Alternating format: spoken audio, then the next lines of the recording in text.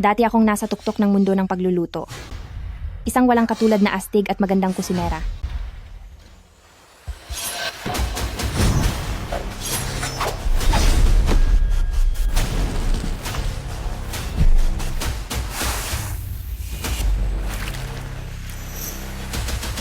Pero dahil sa pag-ibig, pinili kong iwanan ang lahat.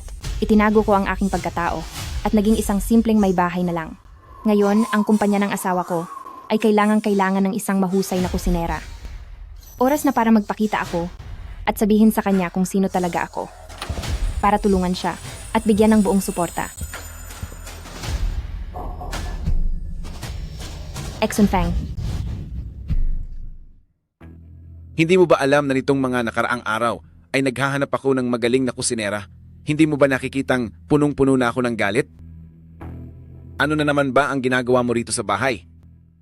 Pinapabayaan mong maging napakadumi ng paligid. Exun Feng. Sa totoo lang, ako ay... Kahit ang simpleng pag-aasikaso sa asawa ay hindi mo na rin alam gawin. Exun Feng, huwag kang maging ganyan. Exun Feng, huwag mo nang ituloy.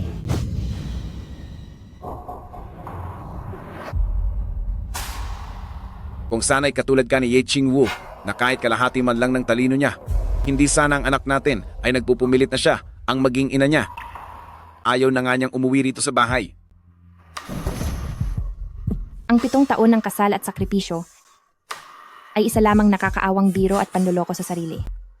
Ako pala yung taong umaasa sa sariling aliw, isang payaso.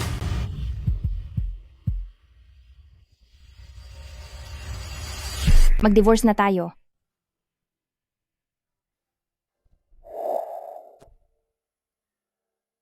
Ano? Nasasaktan ba kita? O baka naman, ayaw mong gawin natin ito rito? Hindi mo ba nararamdaman na ang lahat ng ito ay wala na talagang saysay? Tapusin na natin ito. Walang saysay? Nagpa-check up ka ba ngayong taon? Anong ibig mong sabihin? Habang nagkakaedad ang mga babae, nagsisimula na silang lumaylay at lumuwag. Mahirap maabot ang rurok. Magpa-appointment ka sa doktor bukas para maayos ang katawan mo. Huwag kang magsalita ng kung ano-ano rito.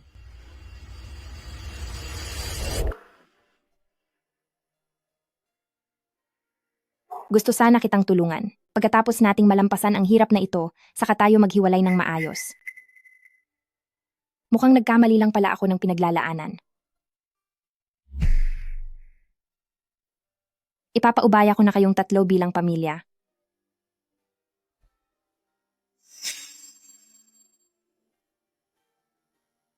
Ano na naman ba ang ginagawa mo? Itago mo sa akin ang bagay na iyan. Daddy! Nandito na kami!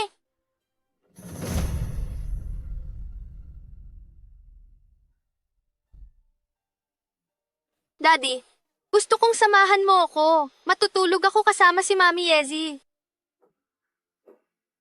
7 taon akong naging libreng kusinera. Pero sa huli ay nalaman ko na. Isa lang pala akong malamig na putahe.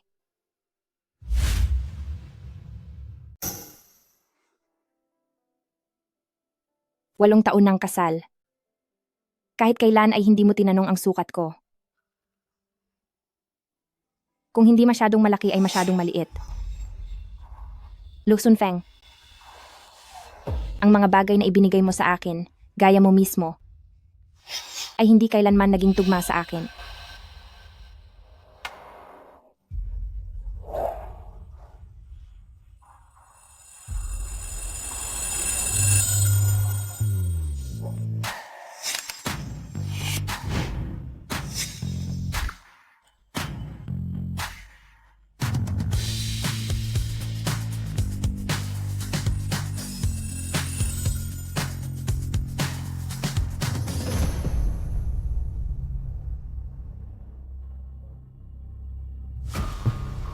Sunfeng, paano kung totoong umalis na si binibining mo? Si Mu Cheng ay pinalaki sa pamilya Lu, namuhay ng marangya sa loob ng 7 taon. Madaling masanay sa luho, pero mahirap bumalik sa hirap. Ngayon ay wala siyang kahit anong puhunan o lakas ng loob na iwan ng pamilya Lu.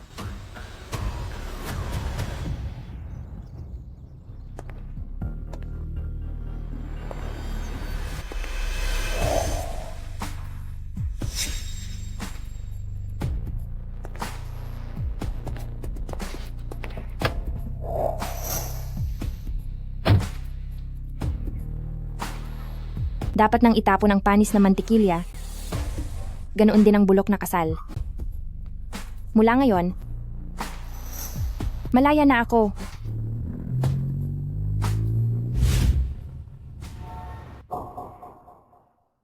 Ate Rui-Rui, dati ang tingin ko, ang pag-ibig at ang pamilya ay ang buong buhay ko. Pero ngayon, sa tingin ko hindi lang ako isang mabuting asawa at ina, isa rin akong independent na babae na kayang mabuhay para sa sarili, isang matatag na babae. Noong araw, ikaw na isang babaeng taga-silangan ay nanguna sa listahan ng chef god na puno ng mga dayuhan, humanga ang buong mundo, sinabing isa kang himala ng silangan, at tinawag kang maganda at astig na kusinera.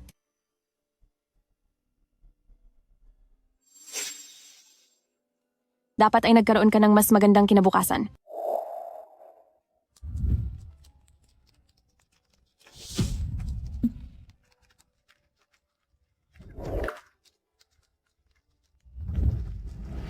Ang isang bituin na kasing ningning mo ay hindi dapat nabaon sa kasal.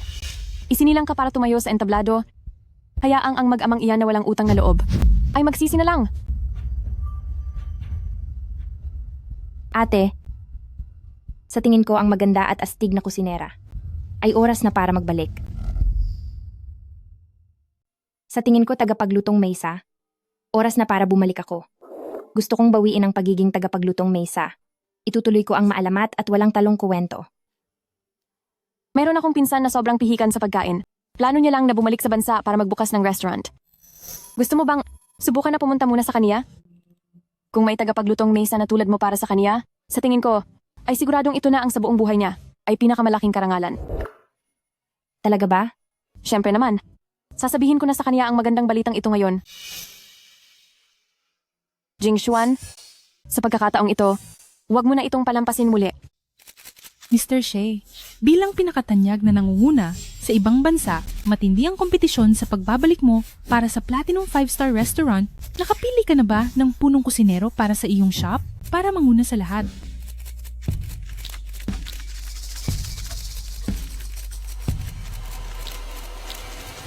Sino ang sinasabi mo? Mu Cheng. Uuwi na ako ng bansa ngayon din. Magkita tayo sa restaurant mamayang gabi. Wala pa akong napipili noon, pero ngayon, mayroon na.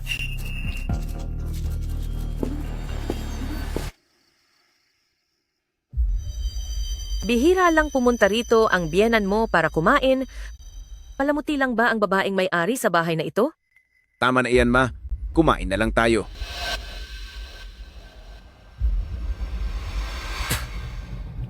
Ang salmon ngayong araw ay hindi man lang malinis ang pagkakaalis ng mga tinik. Sobrang alat naman ng ribs na to. Pinagluto mo ba ang asawa ko ngayong araw? Paumanhin po, Presidente Lu. Ang mga ulam ngayong araw ay niluto ko ayon sa recipe ng Madam, pero napakahirap talaga nito. Anong klaseng ulam ang alam niyang lutuin? Hindi ba't maayos naman ang pagluluto mo noon? Pero ang mga ulam na ito ay laging ang Madam ang nagluluto. Pinagbawalan niya akong magsalita dahil ayaw niyang magmukhang katawa-tawa sa harap ninyo at ng batang amo. Ano?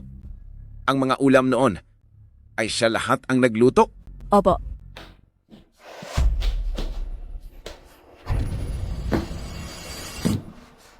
Nasaan siya?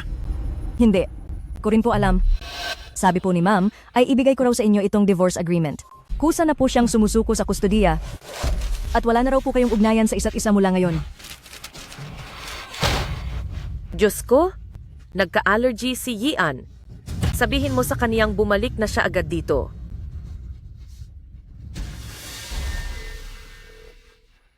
Ang tinatawagan ninyong subscriber ay hindi maabot sa kasalukuyan.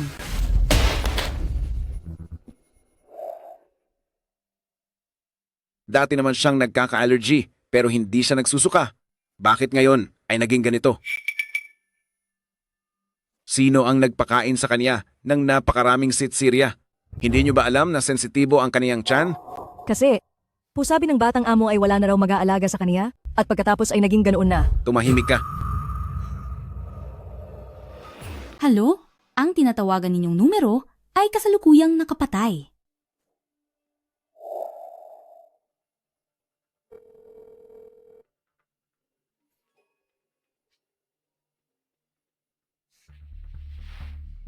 Mu Cheng. May sakit si Yian. Marami siyang kinain na sitsirya at ngayon ay namumula na ang buong katawan niya sa rashes. Rashes? Pinakain niyo ba siya ng mangga? Mangga. Mangga. Xiaoan, ito ba ang cake na matagal mo nang gustong kainin? Salamat po, Tita Yezi. May mangga po ito. Kung ganoon, hindi ko po pwedeng kainin ang cake na ito. Bakit? Sabi po kasi ni Mommy sa akin na bawal akong kumain ng mangga. Ganoon ba? Talagang hinihigpitan niya si Xiaoan. Pero ang manggang ito ay imported. Kaya ayos lang iyan. Sige po.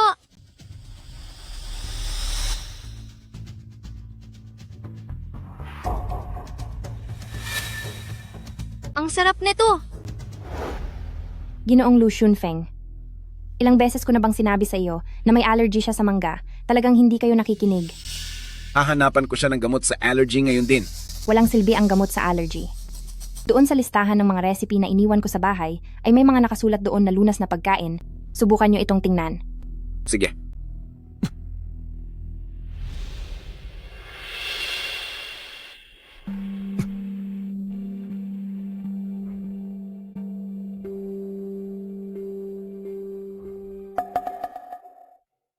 Palagi niya palang iniisip ang lahat ng tungkol sa atin. Sinusubukan niyang maging isang mabuting ina na marunong magluto at isang mabuting asawa.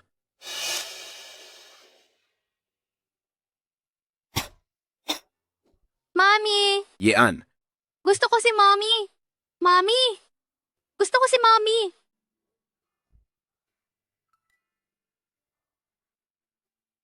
Tawagan mo na lang si Ye Qingwu para pumunta rito.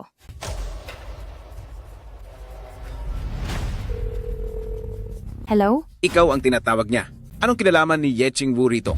Kung wala ka nang sasabihin, ibababa ko na ito. Ikaw, Mu Cheng, bumalik ka na rito ngayon din dahil gusto kitang makausap tungkol sa pagdidiborsyo natin.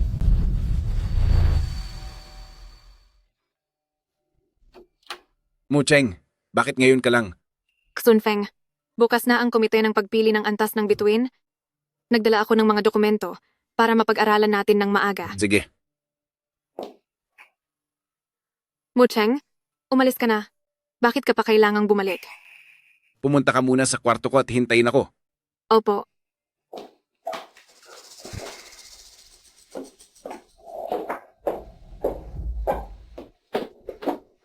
Huwag ka nang magmatigas, Mu Cheng. Alam kong may pakialam ka pa sa akin.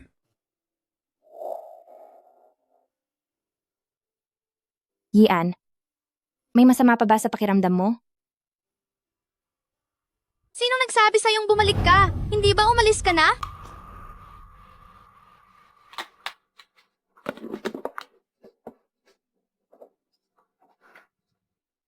Yian, nagluto si mama ng sabaw para sa iyo. Uminom ka kahit kaunti. Gusto ko ang nanay Yezi ko. Ayoko nang pakialaman mo ako. Lu Yian, bakit ganyan ka makipag-usap sa mama mo? Sige, iyan ang sabi mo. Kaya mula ngayon, hayaan mo na ang nanay Yezi mo ang mag-alaga sa iyo. Aba, hindi ako takot. Ayoko na ring makita ang tangang babaeng tulad mo.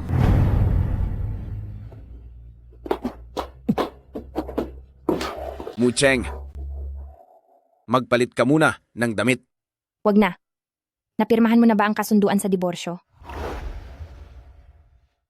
Pumirma ka na ba sa divorce papers? Mu Cheng, seryoso ka ba? Kung hindi lang dahil sa pagpirma, hindi na ako kailanman tutapak pa rito. Ano ba ang hindi mo nagustuhan? Pwede mong sabihin. Hindi kailangang mag-eskandalo. Isipin mo si Yian na napakabata pa para mawala ng nanay?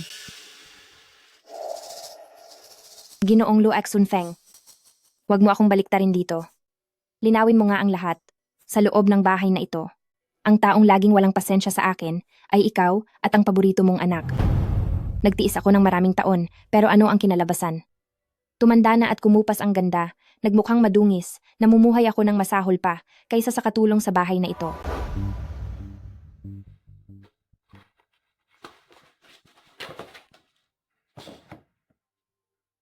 Sino ang nagpahintulot sa inyong mga janitor na pumasok sa opisina ni Presidente Lu? Lumabas ka na agad? Nagkakamali ka? Ako ang asawa ni Presidente Lu. Wala pa akong nababalitaan na may asawa na si Presidente Lu. Lumabas ka na ngayon? Kung hindi, tatawag ako ng pulis. Ako, ang anak ko ay tatawag sa iba ng nanay. Wala man lang akong kahit anong pagkilala. Kailangan ito sa trabaho. Hindi ba't naiintindihan mo naman? Pagod na ako sa nakakaloko at tago sa mundong kasal na ito. Hindi ko na rin kukunin ang kustodiya ng bata. Hanggang dito na lang. Hindi ba't nagrereklamo ka lang na wala kang pagkilala at napapahiya ka sa labas? Sumunod ka sa akin.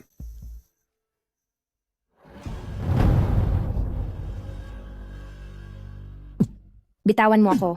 Bitawan mo ako, Ginoong Lu Xunfeng. Ano ba talagang balak mong gawin? Mucheng, tingnan mo ang sarili mo. Ang kinakain at ginagamit mo sa angka ng Lu, alin ba rito ang hindi pinakamaganda? Ano man ang hindi mo nagustuhan noon, pwede kitang ibili muli ng lahat ng iyon. Hindi ako kontento sa iyo. Pwede rin ba kitang palitan? Sa mga mata mo, Ginoong Lu Xunfeng, isa lang akong masunuring manika na umaarte sa papel na gusto mo.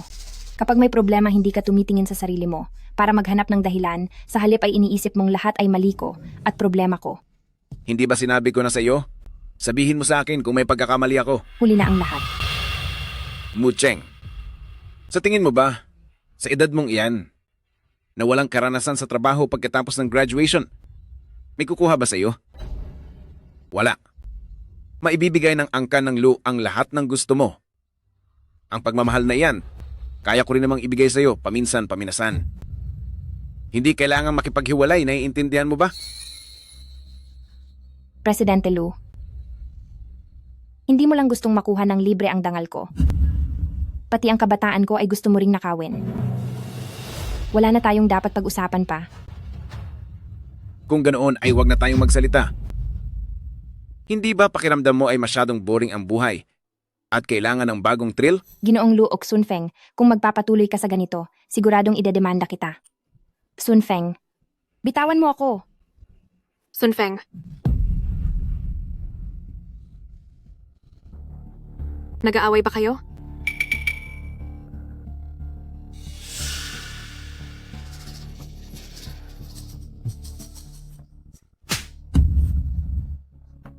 Ginoong Lu Xunfeng, sawa na talaga ako. Paano mo pa ba ako gustong hiyain? Si Ching Wu ay pumunta lang dito para magtrabaho.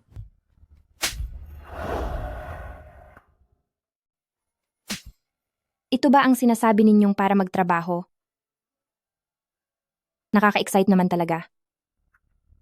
Alam kong hindi mo pinirmahan ang divorce papers noong huli. Sinend ko na ang digital copy sa phone mo. Pirman mo na iyan. May mga babae sigurong kayang ibahagi ang asawa nila sa iba. Pero hinding-hindi iyan magagawa ni Mucheng. Ano bang pinagsasabi mo? Pumirma ka na. Kung hindi lang dahil kay Yian, hinding-hindi ako magtatagal dito kahit isang segundo lang.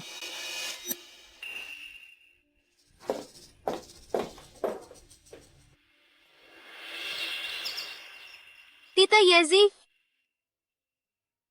Tita Yezi, gusto ko sanang kainin ngayon.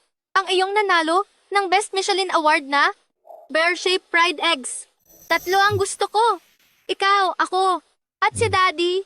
Pamilya tayong 3. Yian, huwag kang mang-abala rito kay Tita Yezi habang nagluluto siya. Xunfeng.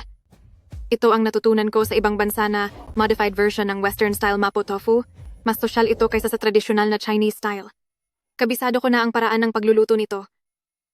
Kaya lang, kailangan pa ng kaunting ensayo sa lakas at sa apoy.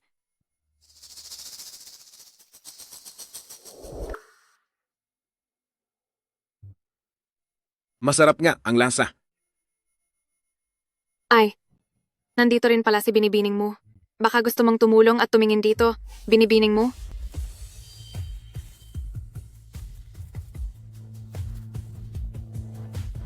Sapat na ang kinain mong itlog ngayong linggo, so sobra na kapag kumain ka pa. Si Tita Yezi ay isang top-tier master chef. Wala nga siyang sinasabi. Kaya wag ka nang magkunwaring may alam ka rito. Hindi ko rin alam kung bakit ka pinakasalan ni Daddy. Napakatalino ni Tita Yezi. Siya lang ang karapat-dapat na maging mommy ko. Para lang siyang walang silbi sa angkan ng Lou, hindi kailanman gumagawa ng gawaing bahay, lalo na ang pagluluto. Wala siyang alam kahit katiting. Dahil diyan, may kinalaman ito sa sikreto ng kumpanya? Pakiusap. Maaari bang lumayo muna kayo, Binibining mo?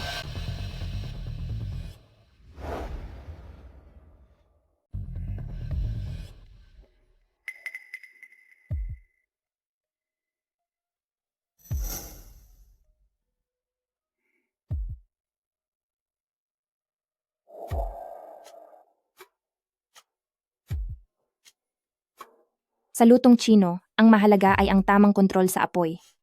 Panoorin ninyo ang aking paraan. Buksan ang kalan. Ipunin ang init sa isang lugar, nang sa gayon ay maluto ng pantay-pantay ang pagkain. Ang mapo tofu ay isang simpleng putahe, ngunit mahirap itong gawing katangi-tangi at makabago.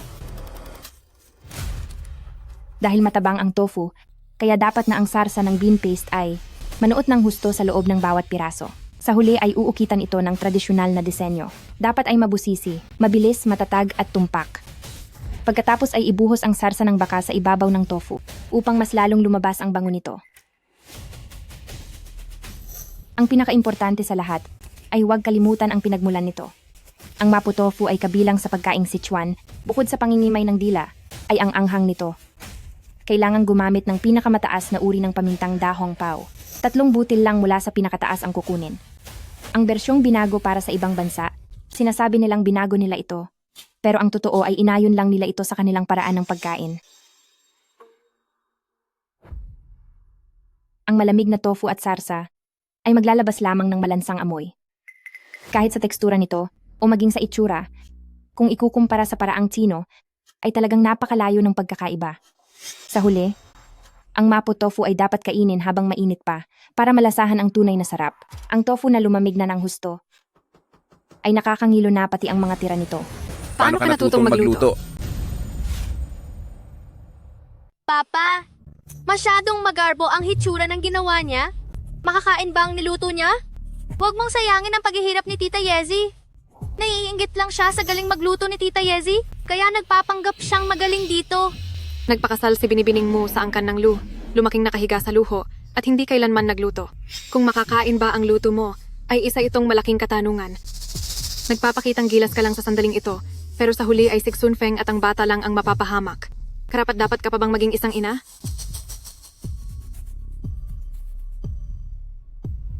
Mula ngayon, ikaw na ang asawa ni Ginoong Lu Shunfeng.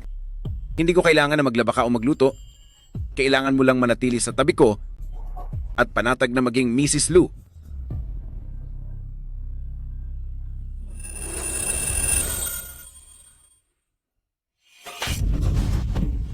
Nakakapagod na nga ang mga trabaho ko. Huwag ka nang manggulo rito. Ano ba itong ginawa mo? Maiinom ba ito? Huwag mo na akong gagawa ng mga walang kwentang bagay na ito sa susunod.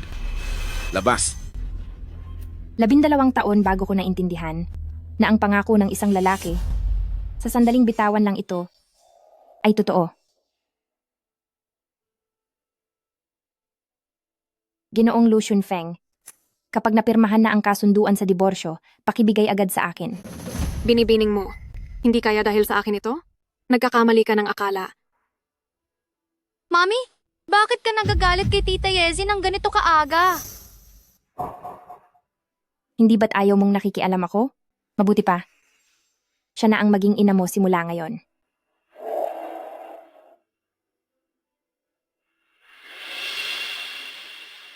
Nabalitaan ko na may balita na tungkol kay tagapaglutong May. Sa ngayong gabi, bakita hindi na lang natin kanselahin ang hapunan at ako na ang magpapaliwanag? Huwag na. Tita Yezi, huwag kang mag-alala. Hindi mangangahas si mommy na makipagdiborsyo kay papa. Kapag nagdiborsyo sila ay magkakahiwalay tayo. Kapag iniwan tayo ni mommy, ay wala na siyang matitira pa.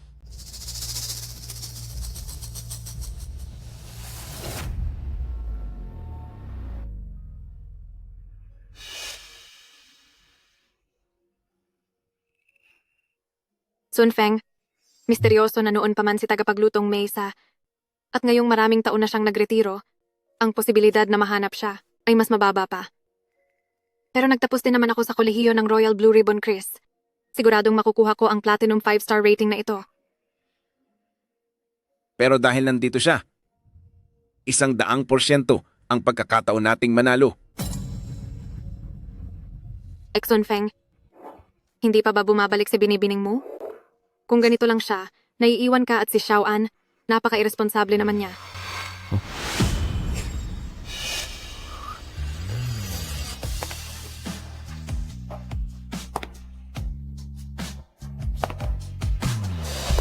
Ito ba yung laging nakatali ang buhok at laging nakasimangot na si Mucheng?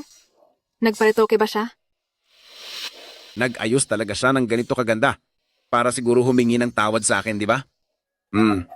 Alam ko namang hindi niya ako kayang iwan.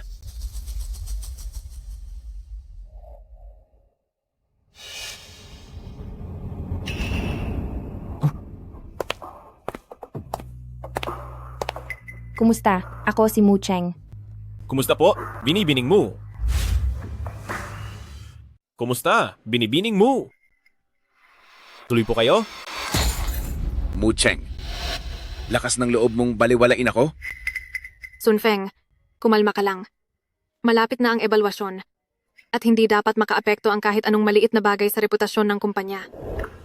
Narinig ko po sa senior ko na kailangan nyo ng punong tagapagluto para sa itatayo ninyong bagong hotel dito sa bansa.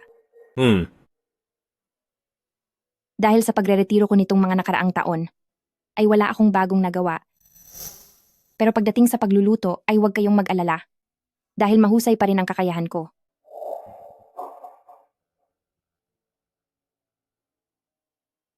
Ang matapang na tagapagluto ng Asya at senior consultant ng Akademya ng Chris? Napakahusay ni binibining mo para magpakababa sa maliit kong kainan? Opo. Kung gusto ninyo.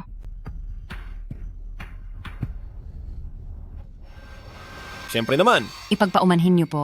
Ihahain ko lang po ang alak para sa inyong dalawa.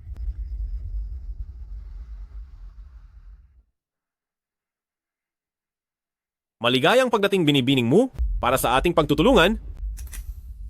Kampay. Salamat po.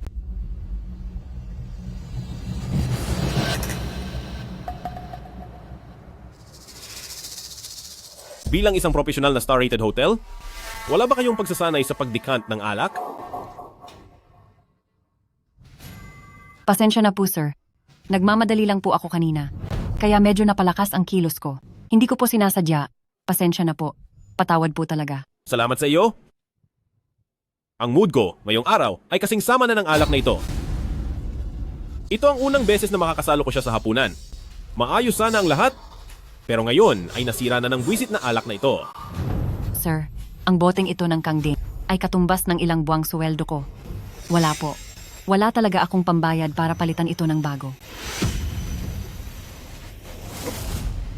Ayos lang. Mr. Shi, hayaan niyo po akong sumubok. Paggagawa ko po kayo ng bagong inumin.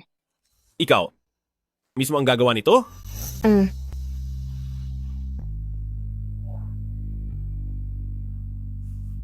Ihanda mo ito para sa akin. Opo, sige po.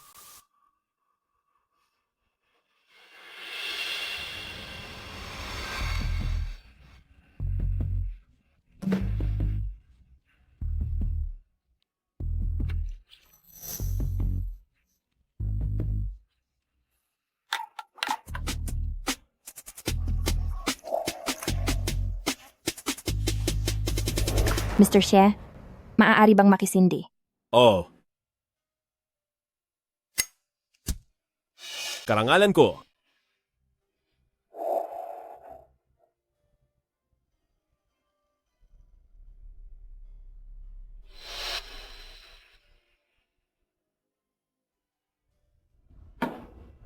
Ang pangalan ng alak na ito ay...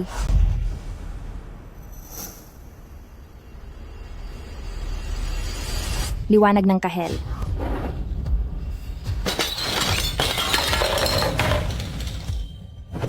Sino ang lalaking ito?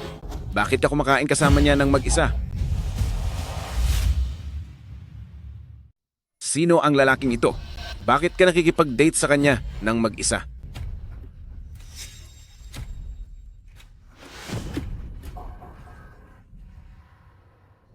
Nakikipaglandian ka pa ba sa iba? Gusto mo bang gawin uli ang dati mong mga diskarte? Ipakita mo sa kanya kung gaano ka kalandi.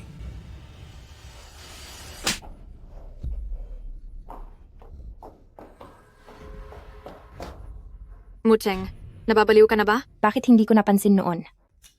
Ganyan ka pala ka-plastic? Sa bawat tingin ko sa iyo ngayon, nasusuka ako. Mu Cheng. Hindi mo ba nakikitang ayaw niya?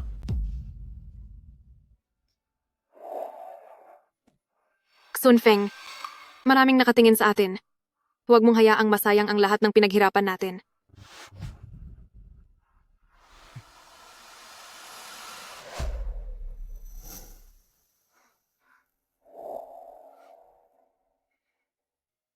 Salamat, tagapamahalang She.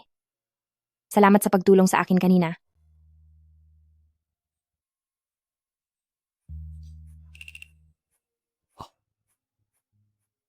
Huwag na lang. Isuot mo ito. Ang pagiging malusog ay isa ring pagsusulit para maging head chef ng Angkang Xie. Pasensya na talaga. Sa susunod na pagkakataon, babawi talaga ako sa iyo. Ikaw ang naapi rito. Kaya hindi mo kailangang humingi ng tawad.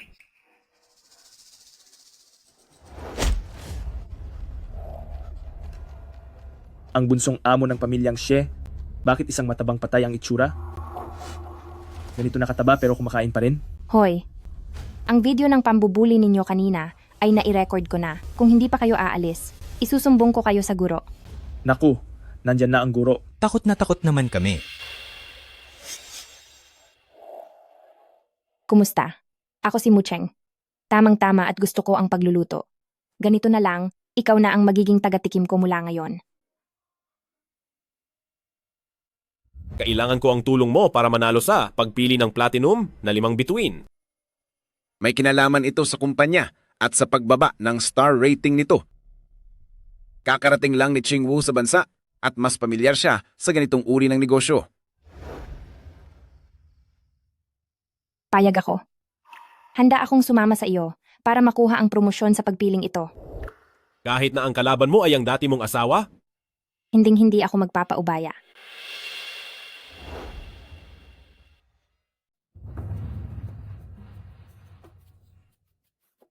Patawad po, Presidente Lu. Hindi pa rin po namin siya nahanap. Si tagapaglutong Mesa. Sunfeng, huwag kang mag-alala. Nandito naman ako. Kahit wala siya, makukuha pa rin natin ang White Star 5 bituin na parangal na ito. Talagang bata pa ay matagumpay na si Presidente Lu. Nabalitaan ko na sa pagkakataong ito ay biglang sumulpot ang Angkang Xie para lumahok din sa nag-iisang platinum sa lungsod ng Rong na parangal para sa 5 bituin na restaurant. Bakit wala pa rin ang tagapagluto ninyo? Kumusta po? Ako ang mula sa Hotel Lu Yue, ang nakatalagang tagapagluto para sa parangal na ito, si Ye Ching Wu. Presidente Lu, nabalitaan ko na ang Angkang Xie sa pagkakataong ito ay nag-imbita ng isang tanyag na personalidad sa buong mundo para tumulong. Pero ang inimbitahan ninyo ay isa lamang. Hindi gaanong kilalang tagapagluto. Mukhang medyo delikado yata ito. Si Binibining Ye ay nagtapos sa Royal School of Imperial Chefs. Sino ba ang may sapat na galing para higitan siya?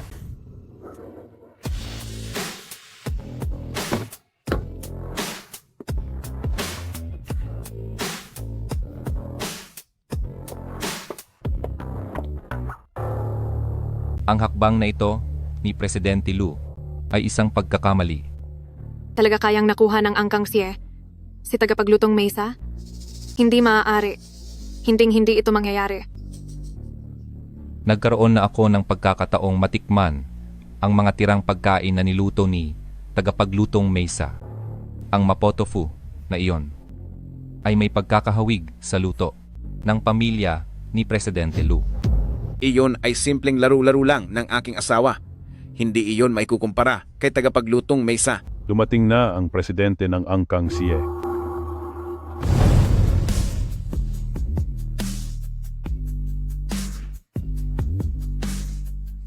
Si Mu Cheng kaya si tagapaglutong Mesa.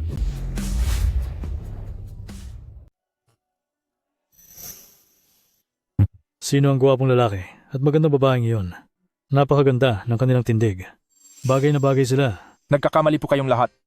Ang babaeng iyon ay dating asawa ni Presidente Lu. Nakakatawa naman.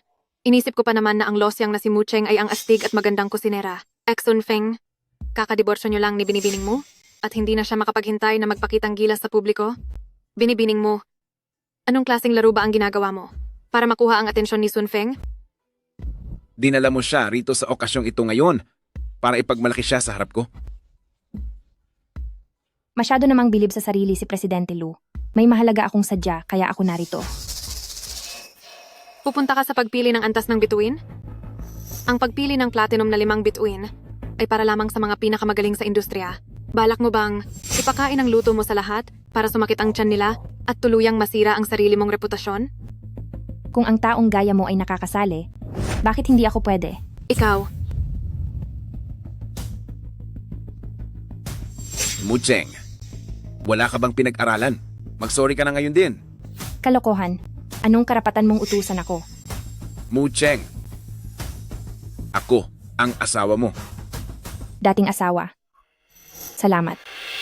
Presidente Lu, kapag nagpa-appointment ka sa doktor, huwag mong kalimutang patingnan ang utak mo. binibining mo? Huwag mong sabihing nagpunta ka rito para magselos? Alam ng lahat sa industriya na hindi kailanman naglilinis ng bahay si Ginang Lu. Pero ngayon, dahil sa selos, ay nanggugulo rito sa komite ng pagpili ng antas ng bituin? Wala ba siyang delikadeza? Mu Cheng, umuwi ka na agad. Huwag kang mag-eskandalo rito. Tabi.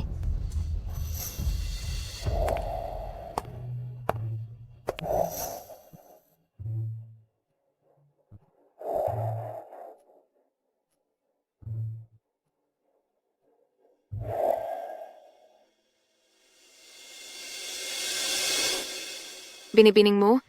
Nasa tamang pag-iisip ka pa ba? Ito ay para sa pwesto ng punong tagapagluto, ni hindi mo nga alam ang pagkakaiba ng mga pampalasa. Karapat-dapat ka bang maupo rito? Bakit? Bukod sa mga tauhan ko, pati ba naman ang pwesto ko, ay pinagdidiskitahan niyo rin? Mu Cheng, pinapayuhan ka lang namin? Huwag mo nang hintay na sa huli, ay sa harap pa ng maraming tao ka mapapahiya ng husto. Sige, tingnan na lang natin kung sino ang matatalo sa huli. Isa ka lang namang hamak na may bahay. Hindi ba masyado ka nang nagmamarunong? Nagmamarunong pala ha? Hindi ka man lang tumingin sa salamin. Akala mo ba kung sino ka ng sikat? Ikaw na lalaking palamunin, ano bang ipinagmamalaki mo rito? Kayong dalawa talaga ay parehong magkakutsaba. Presidente Lu? Lumayo ka sa mahal ko. Tumabi ka. Binibining mo ay kapaparti pa lang ng diborsyo at nagmamadali na agad lumandi ng ibang lalaki para magtulungan laban sa angkan ng Lu. Baka matagal na niyang pinlano ito. Malaking balita ito. Ito ba ay may tuturing na pagtataksil ni Mu Cheng kay Presidente Lu? Kaya naman pala ganyan kapangit ang timpla ng mukha ni Presidente Lu. Parang pamilyar ang taong ito sa paningin ko. Angkang Xie. Hindi kaya sila ang Angkang Si mula sa Yuhai Group? Di ba't palagi silang nakatutok sa pinansyal sa ibang bansa at kailanman ay hindi nagnegosyo sa industriya ng pagkain? Kaya pala ang lakas ng loob mong pumunta rito. Baka nagnakaw ka ng sikretong menu ni Sun Feng at sinasadyang sirain ang plano ni Sun Feng? May kaukulang parusa ang pagkakalat ng maling balita. Binibining Ye. Huwag mong sabihing hindi kita binalaan. Mu Cheng, kahit gaano mo pa gustong bigyan ako ng sakit sa ulo, hindi mo dapat pinili ang ganitong paraan para ipahiya ang sarili mo, di ba? Ang taong hindi man lang nagluluto sa bahay ay abala ngayon sa pakikipagtulungan sa ibang lalaki laban sa angkan ng Lu. Naaawa talaga ako kay Shunfeng dahil hindi ka karapat-dapat sa kanya. Presidente Lu, hindi nyo hinahayaang makawala si Binibining Mu? Takot ba kayong matalo? Kaya sinasadya ninyong gamitin ang inyong kapangyarihan para mang-api? Sa tingin mo ba, hindi ka karapat-dapat na kalabanin ako? Maaaring nag-iisa lang ako? Pero dadalhin ako ni Binibining Mu sa madaling panalo, di ba?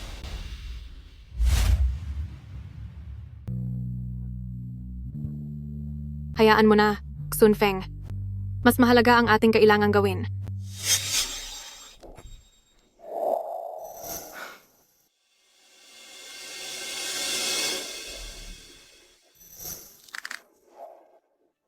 Xunfeng, ang pag-imbita niya kay Binibining Mu ay para na rin siyang sumuko ng hindi lumalaban. Hindi sila magtatagal sa kanilang katuwaan.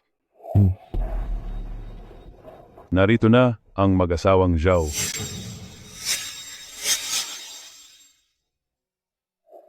Narito na si Matandang Joe, ang isa sa mga tanyag na hurado ng Lupon. Ngayon lang isinama ni Matandang Zhou ang kanyang asawa na isang senior food judge sa pagdalo sa pagtitipon ng mga hurado. Hindi ko man lang nabalitaan noon na ang asawa ni Matandang Joe ay mula sa isang pangkat etniko. Matandang Zhu, ang tagal na nating hindi nagkita.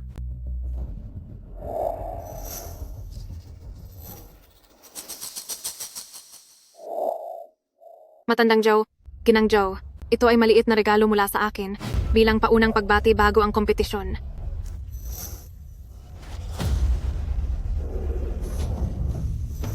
Ito ay... Presidente Lu, ang inyong punong tagapagluto ba ay kahit ang pinakapayak na respeto ay hindi niya alam?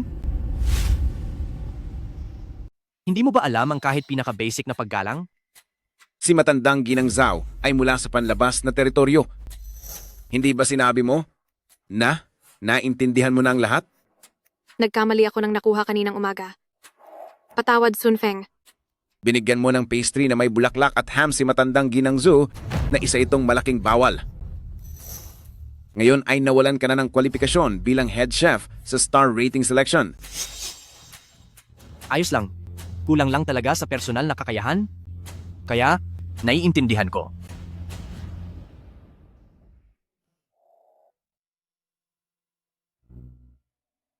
Matandang Zhou. Kumusta po, Ginang Zhao? Ako po si Xie Jingxuan. Ito po ang aking executive chef. Kumusta? Matandang Zhao, Ginang Zhao. Ito po ay gawa ko mismo, ang Snow Lotus Crystal Cake. Ang palaman nito ay hinaluan ng ilang tradisyonal na yogurt clumps mula sa Xinjiang. Sana ay magustuhan ninyo ito.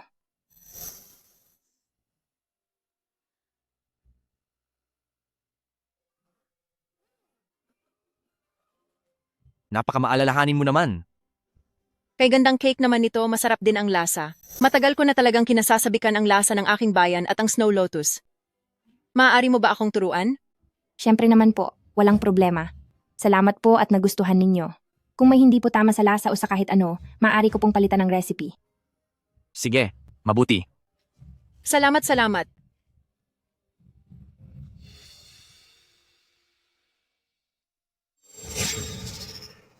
Mucheng, pinapaalalahanan lang kita para sa ikabubuti mo. Huwag kang sumipsip sa kahit kanino. Hindi basta-bastang tao si Ginang Zhou na maaari mo lang lapitan. Binibining mo? Huwag mong sabihing akala mo ay makukuha mo ang loob nila sa pamamagitan lang ng ilang pirasong candy? Mahalaga kay Matandang Zhou ang kaniyang asawa. Kapag may nangyaring masama dahil sa pagkain nito, ikaw ang siguradong makukulong. Tulad ba ng masamang balak ni Binibining Ye? Hindi ako gagawa ng ganyang klaseng mababaw na pagkakamali. Ikaw. Xunfeng, tara na.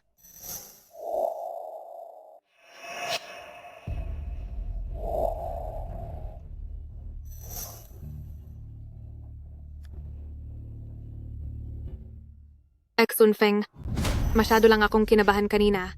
Gagalingan ko mamaya para manalo sa laban. Hinding-hindi ko hahayaang mapababa ang antas ng restaurant ng Hotel Luyue. Jingwu, ipinapaubaya ko na ito sa iyo.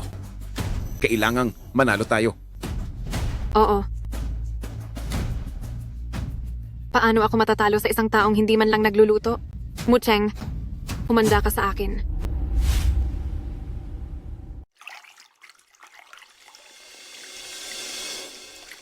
Inisip mo ba na ang paggawa ng dessert ay sapat na para humanga si Exun Feng sa iyo? Huwag ka nang magsayang ng pagod. Bukod sa akin ay wala na siyang ibang nakikita.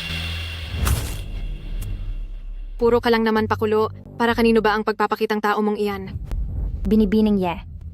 Sa halip na magdaldal ka ng magdaldal diyan, iminumungkahi ko na suriin mo na lang mabuti ang sarili mong mga sangkap. Baliwala na ang mapahiya. Huwag mo lang sayangin ang pagkain. Wala kang pakialam, no?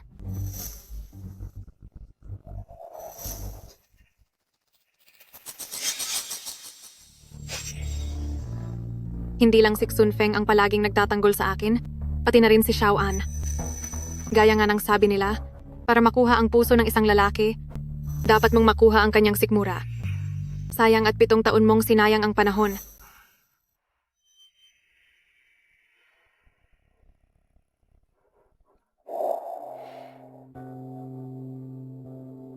Yian. Yian. Yian. Yian. Tingnan mo, ito ay isang jade pendant para sa kaligtasan na sadyang nakuha ni Mama sa Mingshan Temple. Pagkatapos magkawtaw ng 100 beses, para lang sa iyo. Sana ang ating Yian ay maging ligtas at malusog palagi sa hinaharap. Isusuot ito ni Mama sa iyo. Salamat po, Mommy!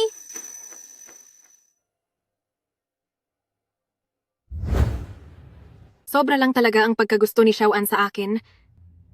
Kaya kaninang umaga, binigyan niya pa ako ng regalong ito para batiin ako sa pagkapanalo sa komite ng pagpili ng antas ng bituin. Binibining Ye. May sakit ka ba sa utak? Anong sabi mo?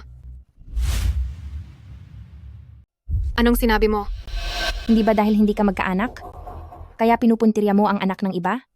O baka naman, ayaw ni Ginoong Lu Sunfeng na magkaroon ng anak sa iyo? Manahimik ka. Hindi ito dapat pinapakialaman ng isang taong labas gaya mo. Mas mabuting alalahanin mo na lang ang sarili mo at kung gaano kakahiyang matatalo mamaya. Sige ba, tingnan na lang natin ang mangyayari.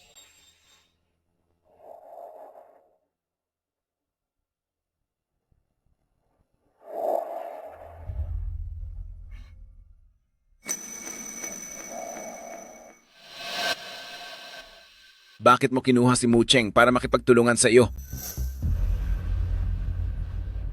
Ano sa tingin mo? Pinakaayaw ni Mucheng ang mga taong mapilit at makulit. Mas mabuting lumayo ka sa kanya. Kaya naman pala, sobrang galit. Sa iyo si binibining mo. Sino ka sa akala mo? May 7 kaming taon na pinagsamahan ni Mucheng at mayroon din kaming anak. Ang daming taon ng pagmamahalan na iyon ay hindi basta-basta mapapalitan ng kung sino lang. Ikaw ang nagsayang ng 7 sa pinakamagagandang taon ng buhay niya. Hindi ka kailanman naging mabuting kasintahan at lalong hindi isang karapat-dapat na asawa. Kilala mo ba ang tunay niyang pagkatao at ang kanyang mga pangarap?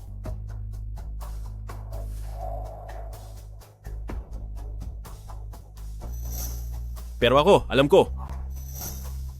At hindi ako gaya ng ibang mga lalaking walang kuwenta na hindi marunong magpahalaga.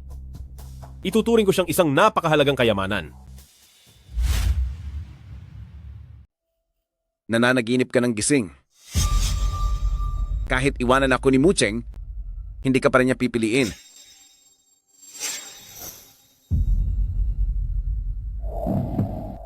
Magandang araw sa inyong lahat. Salamat sa inyong pagdalo sa Star Rating Evaluation ng kaisa-isang Platinum 5-star na restaurant sa lungsod ng Rong. Ang mga iginagalang na internasyonal na hurado, ang nakatatandang mag-asawang Zhao ay magtitikim at magbibigay ng hatol sa mga bagong putahe ng Hotel Luyue at Hotel Haoxiang sa gagawing pagpili. At ngayon, ipinapahayag ko na ang 30 minutong labanan sa pagluluto ay magsisimula na ngayon.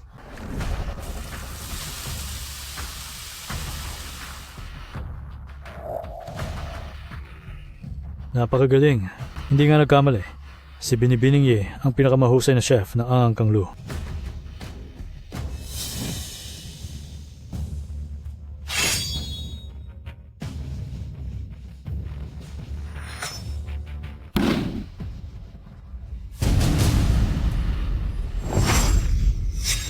Mali ba ang nakikita ko? Kagagaling lang niyang kunin ang buong tinik ng isda. Sino ba talaga ang binibining muna ito? Nagawa niya ang matagal nang nawalang teknik na matandang Diyos ng pagluluto.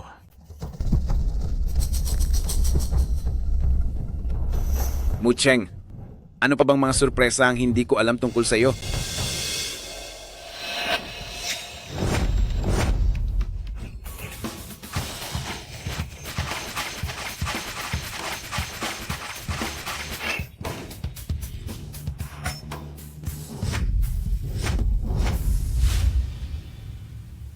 Puting velvet na rosas.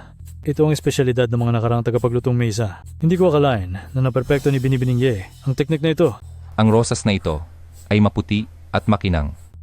Napaka-romantiko. Talagang nakakabilib ito.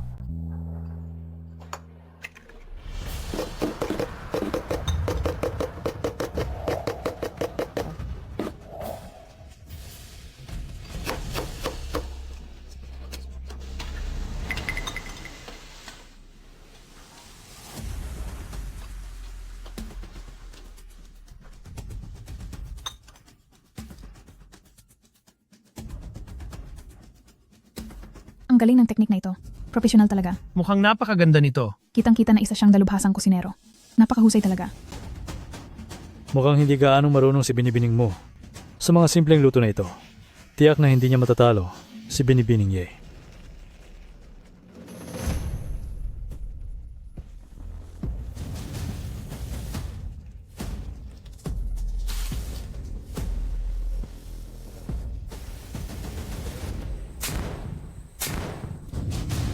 Ito.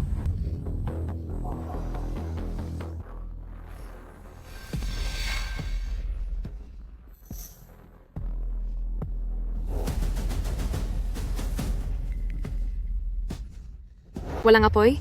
Tingnan natin kung paano ka magluluto. Binibining mo sa pagkakataong ito.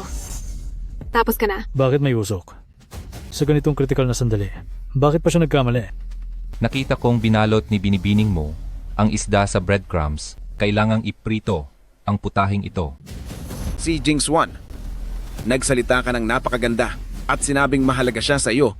Para lang ba ipahiya siya ng ganito? Gusto ko lang siyang mapahiya. Sila ba ang burner? Wala na kaming ekstrang kagamitan sa pagluluto. Binibining mo? Susuko ka na ba?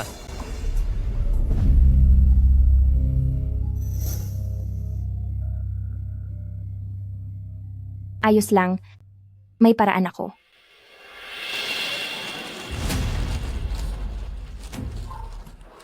Ano ba ang balak niyang gawin? Ito ay... Binalot niya ito sa foil, ang squirrel-shaped mandarin fish na binuhusan ng mainit na mantika. Pagkatapos ay gagamit siya ng torch para kahit saang bahagi ay maging pantay ang init at kasabay nito, pakukuluan niyang muli ang mantikang pumasok sa loob ng isda. Malutong sa labas at malambot sa loob. Isang matalinong paraan ito. Ang husay.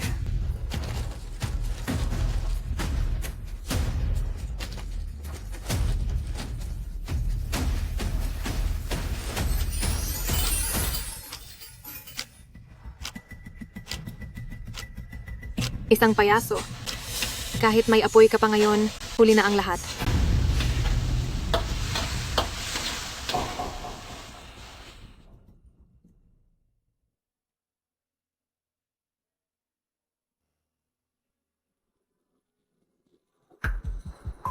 Ano itong ginagawa niya? Kahit na mapainit pa ang mantika, pero sa isang sandok lang ng mantika, mukhang hindi kayang maluto.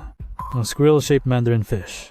Kahit dagdagan pa ng ilang sandok, malabo pa ring mangyari iyon. Kapag lumamig na ang unang mantika, magreresulta lang ito na ang isdang ito ay sobrang sunog na sa labas habang hilaw pa rin ang loob nito.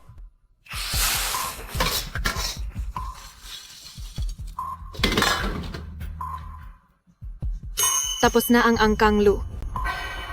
Ang bilis naman. Siguradong talo na si Binibining mo.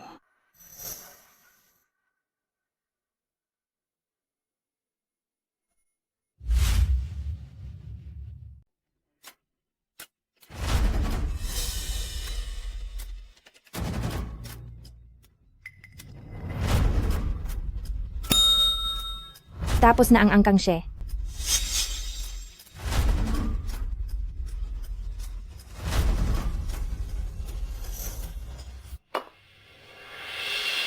Matandang Zhao. Donya Zhao. Paumanhin po at pinaghintay ko kayong dalawa. Mandarin fish na parang ardilya. Mabilis pala ang iyong naging reaksyon. Hindi masama. Magaling. Naghahanap lang siya ng madaling paraan. Sa laban na ito, ang lasa ng pagkain ang siyang mahalaga. Inaanyayahan ang matandang Zhao at si Ginang Zhao para sa tikiman. Pagkatapos ay magbigay ng kanilang komento.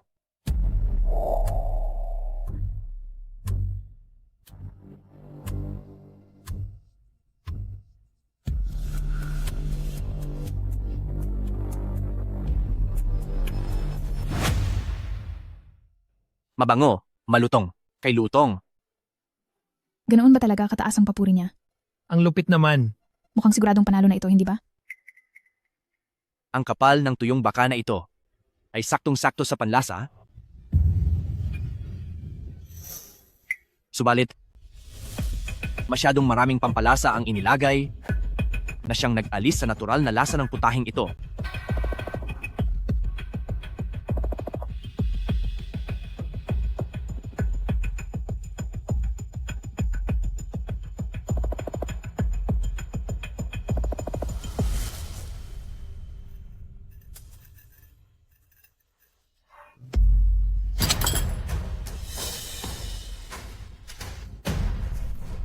Masarap ba talaga ito? O hindi masarap? Masarap ba talaga ito o hindi? Masarap? Hindi. Napakahusay nito. Ang squirrel mandarin fish na ito ay katulad ng pandaigdigang kompetisyon sa pagluluto na kinain ko noon. Hindi. Dahil gumamit siya ng mga bagong teknik, ang lasa at pagiging sariwa nito ay mas nakakahigit pa talaga. Nabuhay na ako ng halos kalahati ng siglo. Ngayon lang ako nakatikim ng ganito kasarap na putahe. Mas masarap pa ito kaysa sa mga handaan sa palasyo. At mas nakakahigit pa. Sige. Mahusay. Ngayon, ipinapahayag ko na ang magwawagi sa paligsahan sa pagluluto na ito ay si Mucheng. Maluwalhating pagbati, binibining mo. Nanalo ka sa tunggalian ng lupo ng pagsusuri para sa platinong 5 bituin na ito.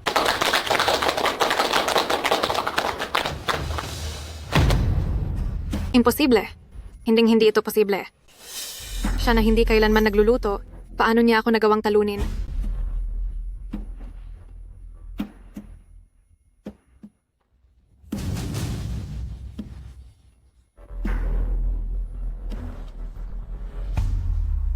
Ito ang sikretong recipe ng tagapaglutong mesa na hindi kailanman ibinabahagi sa iba. Paano mo ito nagawa? Gusto mo bang matuto? Tuturuan kita. Hindi maaari. Hindi ako matatalo. Hindi ko hahayaang makuha niya ang Haoxiang.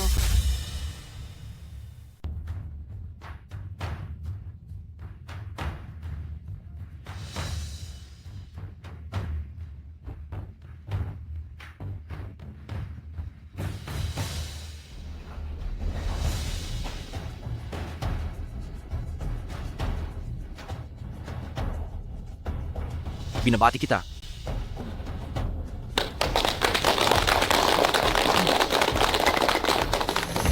Matandang Zhao. Ibinigay mo ang Haoxiang sa kanya. Tiyak na magsisisi ka. Binibining Ye, tinuturuan mo ba ako kung paano magtrabaho? Hindi po, Matandang Zhao. Si Mucheng, hindi pa siya nakapagtapos ng kolehiyo ay huminto na siya.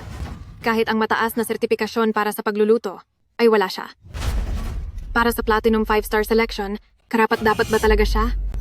Matandang Zhao, huwag na huwag po kayong palilin lang sa isang ulam lang niya. Hindi ba ito magiging panloloko sa loob ng kumpanya? Isang malaking bawal sa industriya. Masisira ang reputasyon ng Haoxiang. Binibining Ye, totoo ba ang sinasabi mo?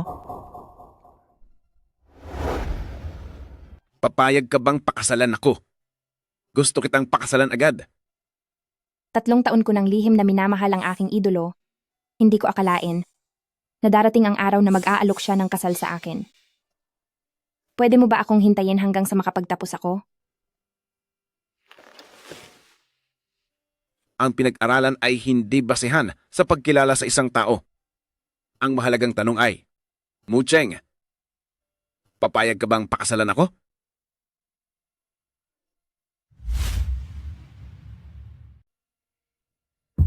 Mucheng, bukod pa sa profesionalismo at kwalifikasyon, sa panloloko mo kay Matandang Zhou, may pagkatao ka pa ba?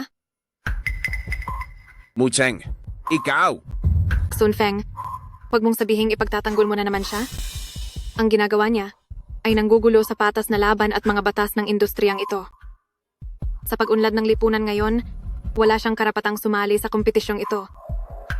Matandang Zhou, Ginang Zhou, ang padalos-dalos na pagpapasya sa resulta ng kompetisyon ay talagang makakasira sa pagiging patas at profesionalismo nito.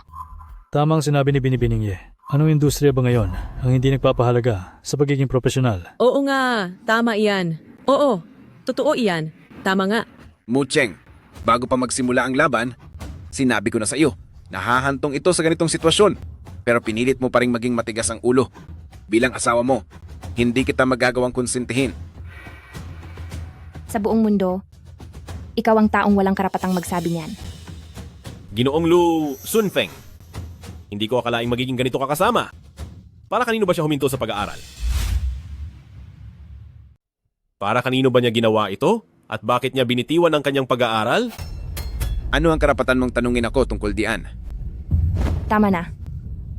Mr. Xie, hindi na kailangang makipag-usap pa sa kanya. Mucheng, magising ka na sa katotohanan. May oras pa para ayusin ang lahat ng ito. Basta't kusa mong bitawan ang iyong karapatan sa pagpili at humingi ka ng paumanhin sa lahat. Gising? Nabulag ako sa sarili kong ilusyon ng kaligayahan. At nabuhay doon sa loob ng 7 taon. Dapat ay mas maaga akong nagising sa katotohanan ito. Ginoong Lu Sunfeng. Totoong wala akong sertipiko ng pagiging mataas na tagapagluto. Kita niyo na, Matandang Zhou. Inamin na niya mismo na wala talaga siyang karapatan para rito. Huwag kang masyadong magmadali, Binibining Ye. Mayroon akong ibang mga kwalifikasyon na sapat para patunayan na karapat-dapat ako sa kompetisyong ito. Anong kwalifikasyon? Higit pa ba iyan sa pinakamataas na antas sa buong bansa? Kung kulang ang kakayahan mo, Binibining Ye, pati ba naman ang imahinasyon mo ay ganon din kalimita? May kakayahan siyang mabigyan ng isang espesyal na konsiderasyon.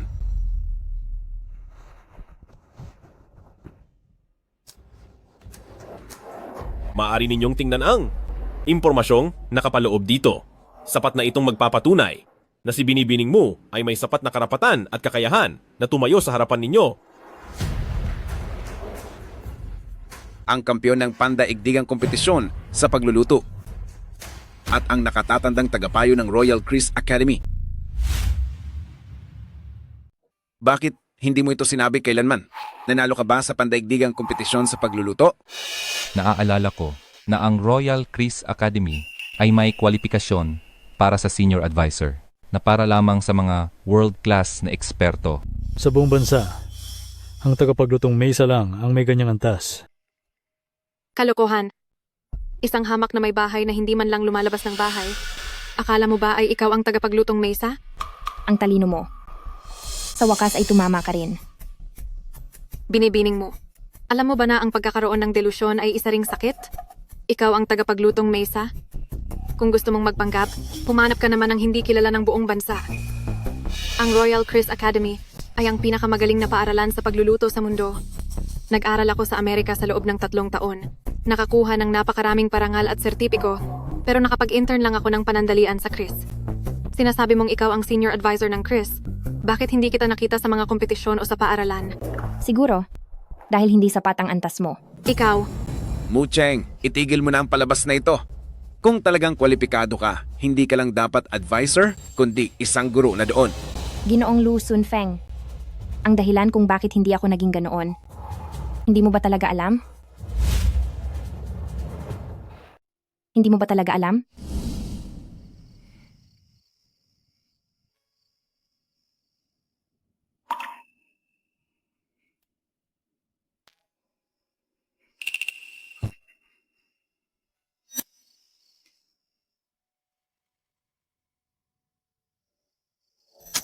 Huwag mo akong gambalain sa trabaho ko. May business trip ako sa susunod na linggo. Alagaan mong mabuti ang bahay.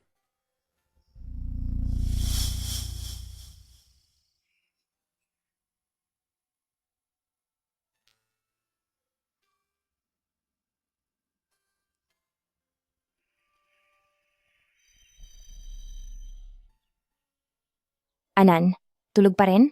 Mahuhuli ka na kapag hindi ka pa gumising. Bilis. Dali, dali, dali. Gising na. Bilis, bilis. Gumising ka na ng maigi. Hindi man lang naayos ang kwelyo mo.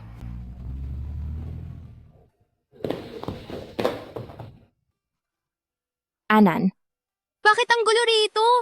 Hindi magugustuhan ni Papa kapag masyadong magulo ang bahay. Magligpit ka na, bilis!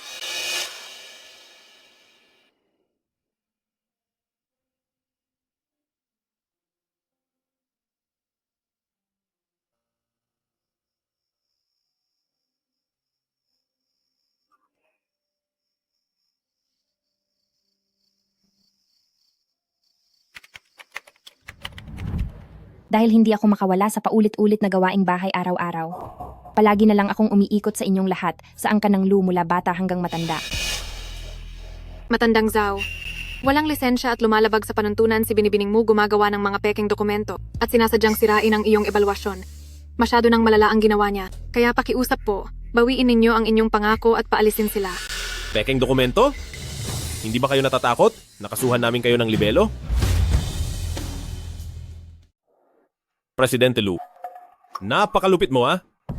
Kaya mong walang prinsipyo at walang hangganang protektahan ang iba, pero hindi ka man lang nagbibigay ng tiwala sa kaniya na ibinigay ang lahat para sa iyo. Paninirang puri, tinatanggal ko lang ang perwisyo sa lipunan. Chingwu, ano ba tong ginagawa mo? Nagsasalita ka ng parang napakalinis mo, pero gumagawa ka naman ng labag sa batas. Binibining Ye, alam mo ba na ang sadyang pagsira ng pandaigdigang sertipiko ay labag sa batas? Labag sa batas? Tingin ko ang tunay na lumalabag sa batas ay ikaw, Binibining Mu. Ano naman ang mapapatunayan ng isang pirasong papel? Para sa platinum na 5 bituin, ang kinakailangang komposisyon ng pangkat ng tagapayo ay 3 hanggang 5 tao. Sino ba ang kasama mo? Siya lang ba? Paano mo nalaman na wala akong koponan? Matandang Zhao, ang Akademya ng Chris ay sadyang nag-ayos ng pangkat ng tagapayo para tulungan si Binibining Mu. Paparating na sila ngayon.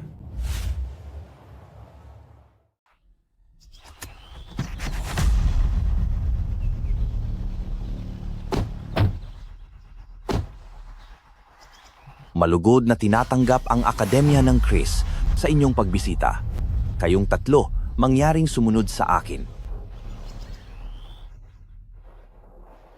Sunfeng, huwag na tayong makipag-usap ng walang saysay sa kanila. Si Binibining Mu ay isang mapagpanggap, gumagawa ng mga peking ebidensya. Mas mabuti pang tumawag na tayo ng guwardiya para pabaalisin sila. Teka lang, hindi nyo kailangang mapahiya ng husto. Aalis ka ba ng kusa?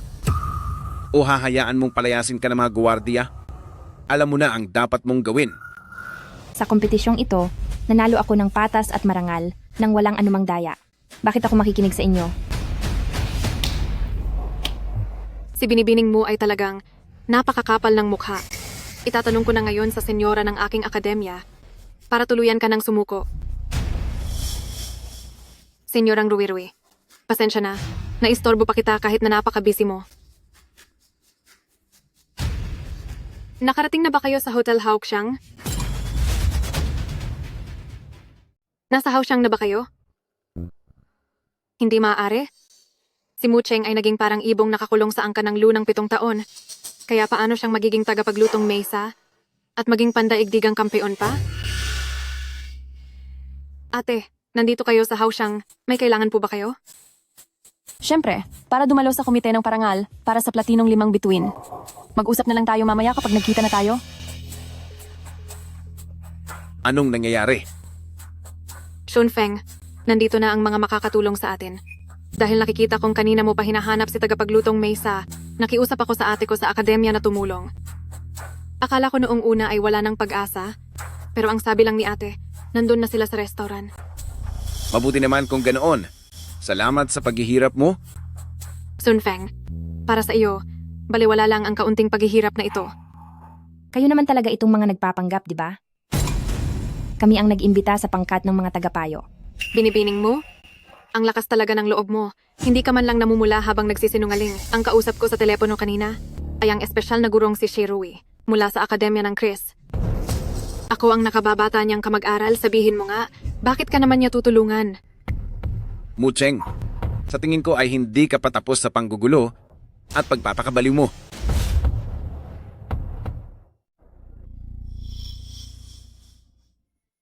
Masasanay ka rin.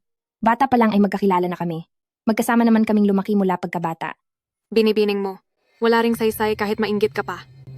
Kasalanan mo dahil isa kang sinungaling. Sa halip na narito ka at nanunuya. Isipin mo na lang, kapag nabunyag na ang mga kasinungalingan mo mamaya, kung paano ka hihingi ng paumanhin. Tingnan natin kung sino ang mapapahiya mamaya. Abangan na lang natin. Magsisimula na ang magandang palabas. Siyempre, dapat natin itong panoorin ng mabuti. Matandang Zhou, parating na ang grupo ng mga tagapayo mamaya. Kung hahayaan lang natin silang magkagulo ng ganito, baka maapektuhan ang reputasyon ninyo at ng Haoxiang. Mabuti pang sa ngayon ay paalisin na sila agad dito. Hinto! Presidente Lu, kung sino man ang gusto mong protektahan, sarili mo na iyong usapan. Pero kung balak mong galawin ang tao ko, hinding-hindi mangyayari iyan. Ang tao mo? Tagapamahalang siya, ang pakikipag-ibigan ay dapat ilugar din. Mucheng, umalis ka na. May karapatan ka bang magsalita rito? May karapatan ka bang magsalita rito?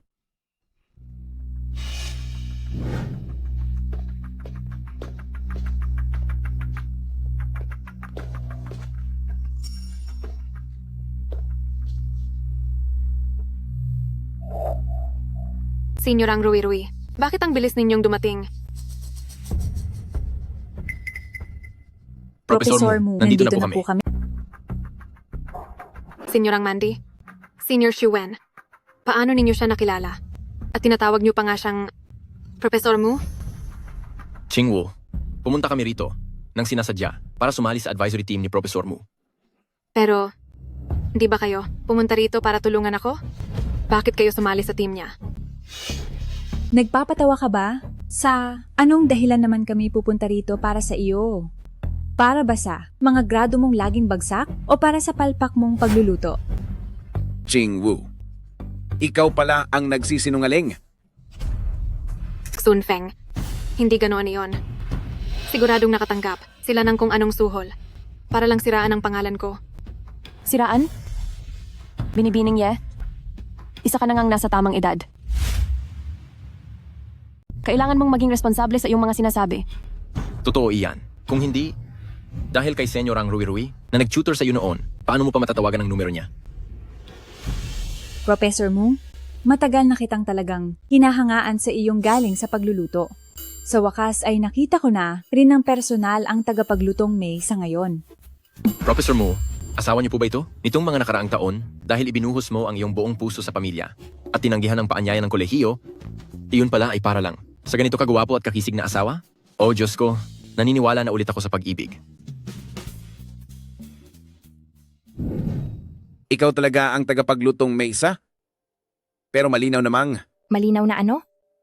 Malinaw na wala itong silbi, na umaasa lang sa inyong angkan ng Lu bilang isang simpleng may bahay. Walang silbi. Professor Mu, kayo ang tanging nag-iisang senior na consultant na Chino sa aming kolehiyo. Dahil sa tuwing nakikita ka lang namin, sa internet, medyo nakakalungkot nga eh. Xiao Mu, ito ang sulat ng pahintulot na may selyo ng kolehiyo.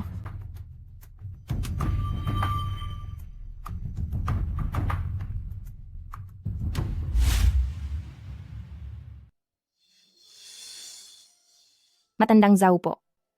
Ito ang mga karagdagang materyales para sa ating ebalwasyon. Sana ay lalo pang bumuti ang lahat sa hinaharap. Sige, sige. Ang pagpapalaganap ng pagkaing Chino sa labas ay ang unang hakbang para sa pagkaing ng lungsod ng Rong na makarating sa buong mundo. Binibining mo. ang pagiging numero 1 ng lungsod ng Rong ay ibinibigay ko na sa iyo. Gawin ko po ang nararapat. Sige, kung ganoon, mauuna na kami.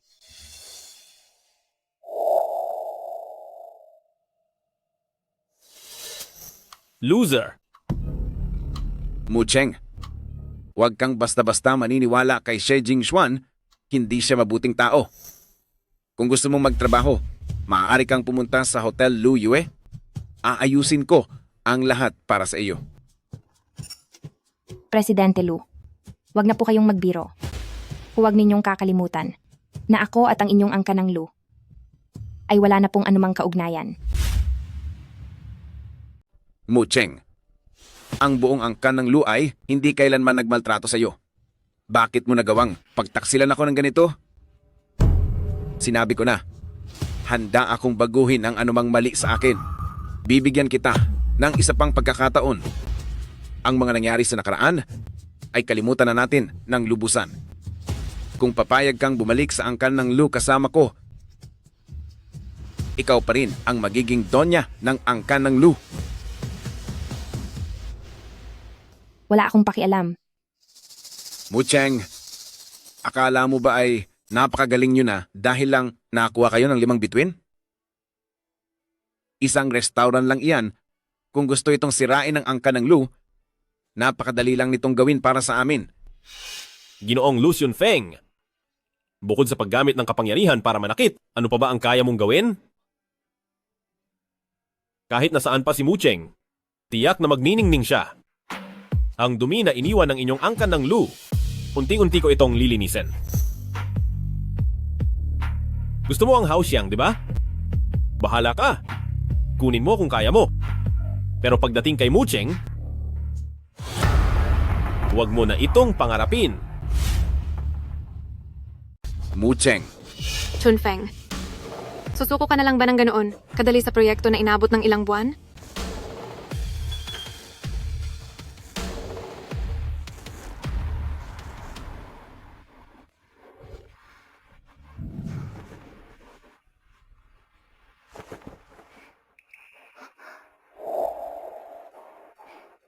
Salamat. Nasaan sila, ate? Ano? Inaantok na kasi si Mandy. Ihahatid na muna. Namin siya pauwi ni Xuan. Ipinapaubaya ko na sa iyo ang pag-aalaga kay Xiao Muha. Sige.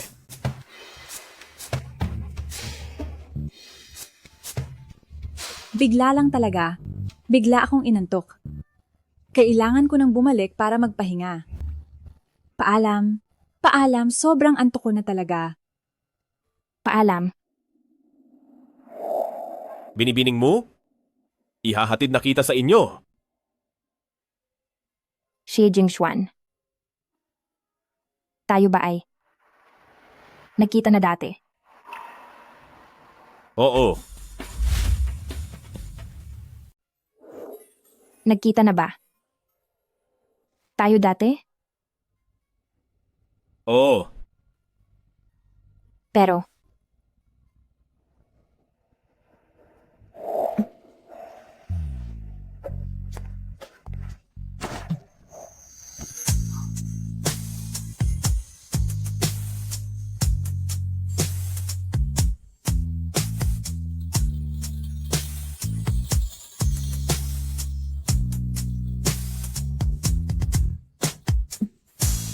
salamat.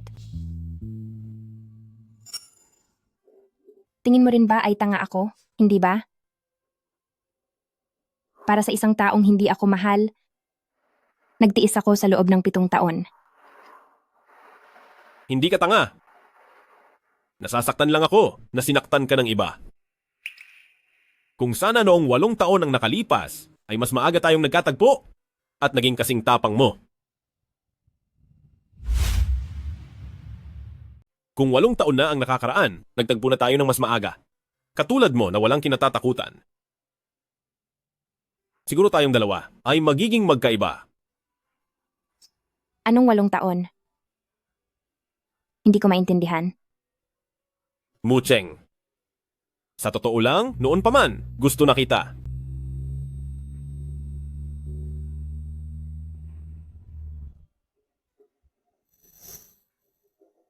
Ano ang sinabi mo? Sa susunod, sa lugar kung saan naririnig ang tibok ng puso, sasabihin ko sa iyo ng formal.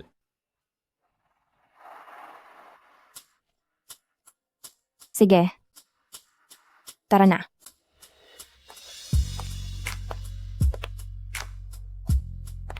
Pagkatapos ng lahat ng nangyari, nagtagpo pa rin tayo. Pero Mucheng, sa pagkakataong ito, dahan-dahan akong magtatapat sa iyo.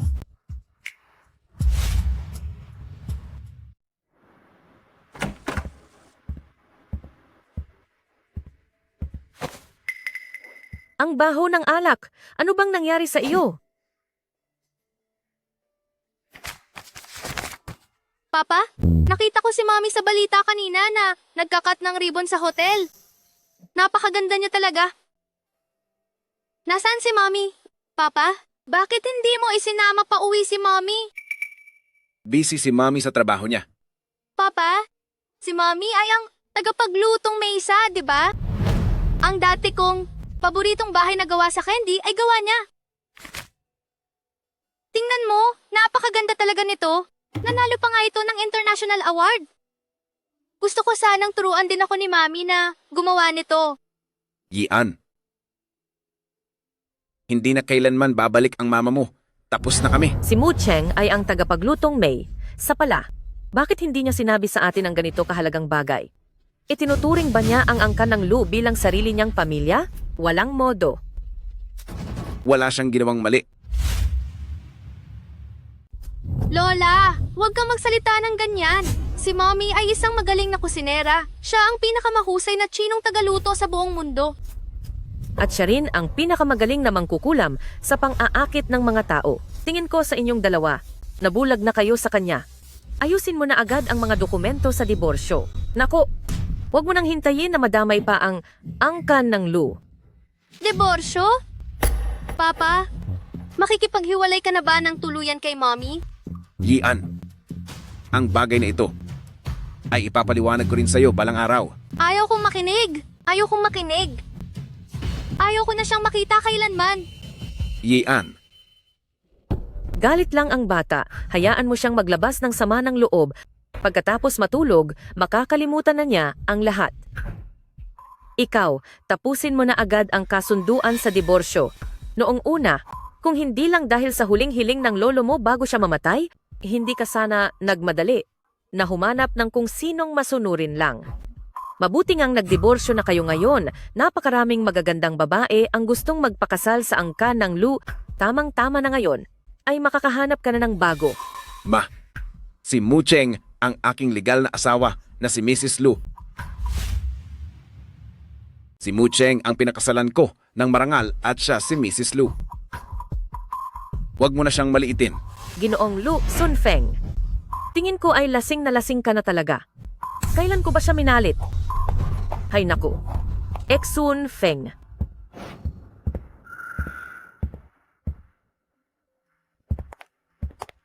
Xiaoye, nandito ka na pala. Auntie, masyado bang napadami ang inom ni Sun Feng? Hayaan mo siya.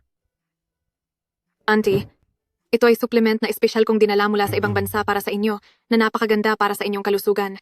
Mayroon din itong gold mask na napakaganda ring gamitin. Huwag na po kayong magalit. Ay nako, Ching Wu.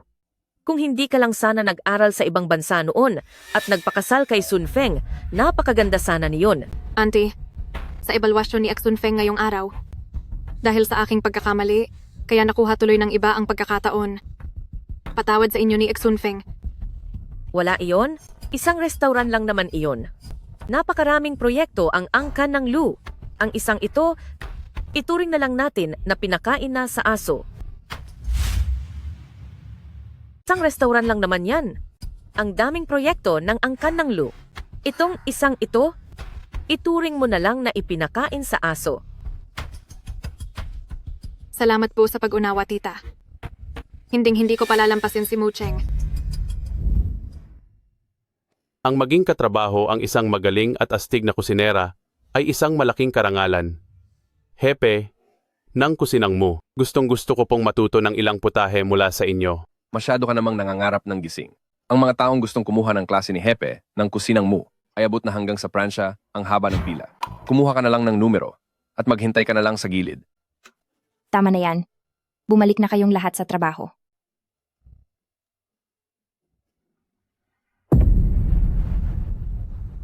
Tawagin niyo agad ang hepe ng kusinang Munyo at harapin ako sa isang laban.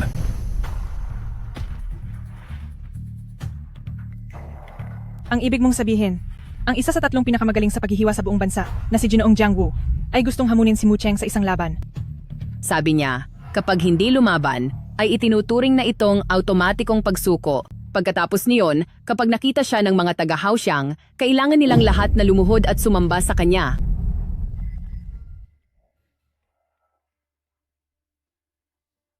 Hoy, Ate Chingwu, dumating na ang pagkakataon nating makapaghiganti. Hindi ko hahayaang sirain niya ang mga plano mo.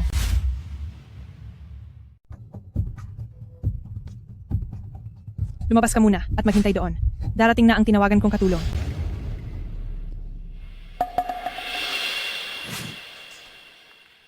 Hepe ng kusinang Mu.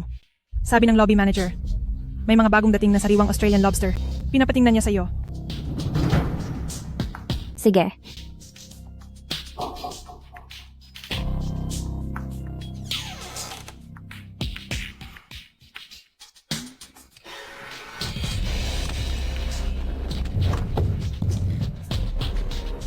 Sinadya nila akong ikulong. Ano ba talaga ang gusto nilang mangyari? Ikaw ba ang hepe ng kusinang mo, Mu Cheng? Tama. Ako nga. Sa star rating competition ng Haoxiang, ikaw lang ba talaga ang mag-isang nanalo? At nakabelo ka pa talaga? Neng, huwag kang mawalan ng tiwala sa sarili. Sa linya nating ito, ang pinakamahalaga ay ang husay sa pagluluto. Kailangan muna nating pagkasunduan ang mga kondisyon para sa mananalo at matatalo. Ang lakas ng loob mo, ha? Anong gusto mo? Ang taong matatalo ay habang buhay na lalabas sa mundo ng pagluluto. Ano sa tingin mo? Sige. Sa dami ng kusinerong nakilala ko, na kasing yabang mo, ikaw ang kauna-unahan. Eksakto. Inimbitahan ko si Ginoong Wang ngayong araw para maging hurado sa kompetisyong ito. Isang pambansang hurado si Ginoong Wang. Paano siya naimbitahan ni Jiang Wu? Sikat siya sa pagiging pinakapatas na hurado sa lahat. Punong kusinero mo? Dahil narito si Ginoong Wang, ang pusta nating binitawan ay hindi na maaaring baguhin pa. Ito, ano ang gagawin natin? Ano ang kinakatakutan mo? Ngayon ay ako si Mu Cheng. Anong kinalaman ni Ye Chingwu kung matalo man ako? Ang ikatlong pinakamahusay na kusinero sa bansa ay pumunta sa Haoxiang para hamunin si Xiao Mu. Hindi mo ba ito titingnan? Kahit ang 3 pinakamagaling sa bansa ay hindi mananalo sa kanya. Kunwari ka pa. Halata namang nag-aalala ka.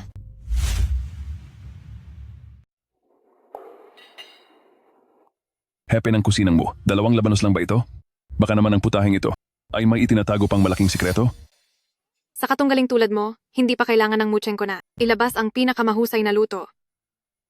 Mu Cheng, wala kang kahit katiting na respeto sa iyong kalaban. Paano ka magkakaroon ng karapatang maging isang kusinero?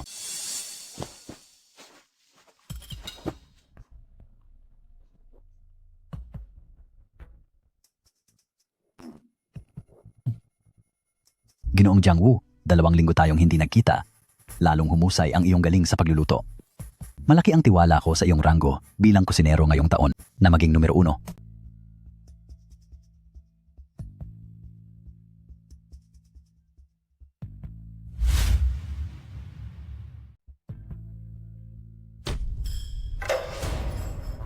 Ano ba tong kalokohang to?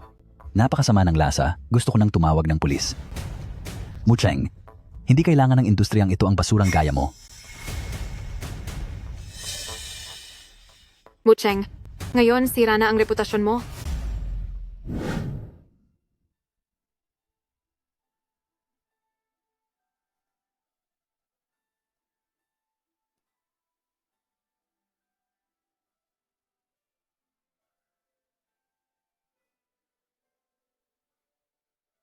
Hindi ako pwedeng mamatay dito.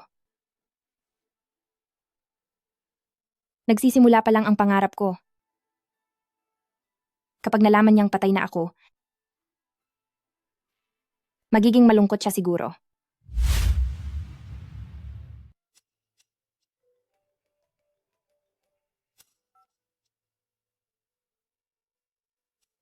Bakit hindi ka sumasagot sa tawag? Bakit si Binibining Yeching Wu ito? Magpadala ka agad ng lahat ng tao para hanapin si Mu Cheng. Sa bawat sulok ng Haoxiang, huwag kayong magtitira ng kahit ano. Bilisan nyo!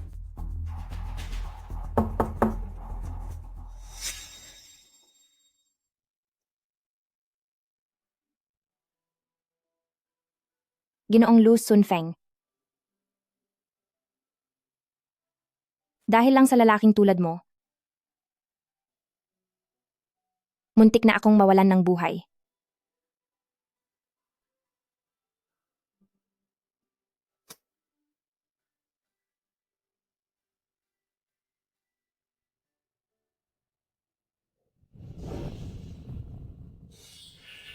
Ang lakas ng loob mong kalabanin si Binibining Yeching Wu, agawin ang lalaki niya, at agawin ang kanyang star rating. Mu Cheng, nararapat ka lang mamatay doon sa loob. Nasaan si Mu Cheng? Siya, hindi ba siya nasa lobby at nakikipaglaban sa iba? Alam mo ba ang magiging resulta ng pagpanlinlang sa akin kung ano ito? Alam mo ba kung ano ang magiging kapalit ng pagtatangka mong linlangin ako? Talagang, hindi ako ang may gawa niyan. Inutusan lang ako ni Binibining Yeching Wu. May utang kasi ako sa kanya. Wala akong magagawa kundi sundin siya. Patawad, pero hindi talaga ako ang gumawa niyan. Kaya tatanungin kita sa huling pagkakataon. Nasaan si Mu Cheng? Nasa loob siya.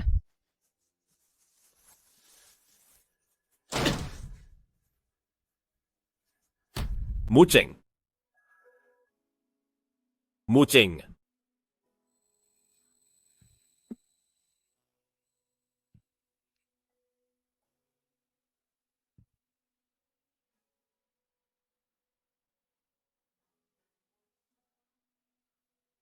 Jingshuan.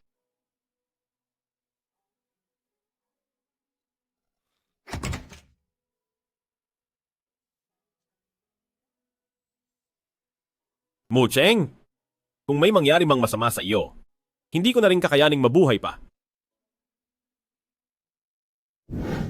Tapos na ang laban, talo ka na. O ano naman ngayon?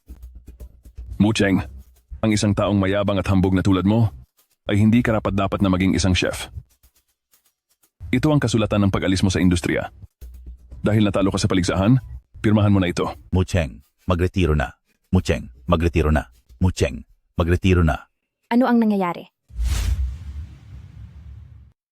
Anong nangyayari? Binibining mo, may nagpanggap sa iyo at natalo sa kompetisyon. Huwag po kayong mag-alala. Binibining mo, palalayasin namin siya. Sa Haoxiang. Ibaba niyo ako.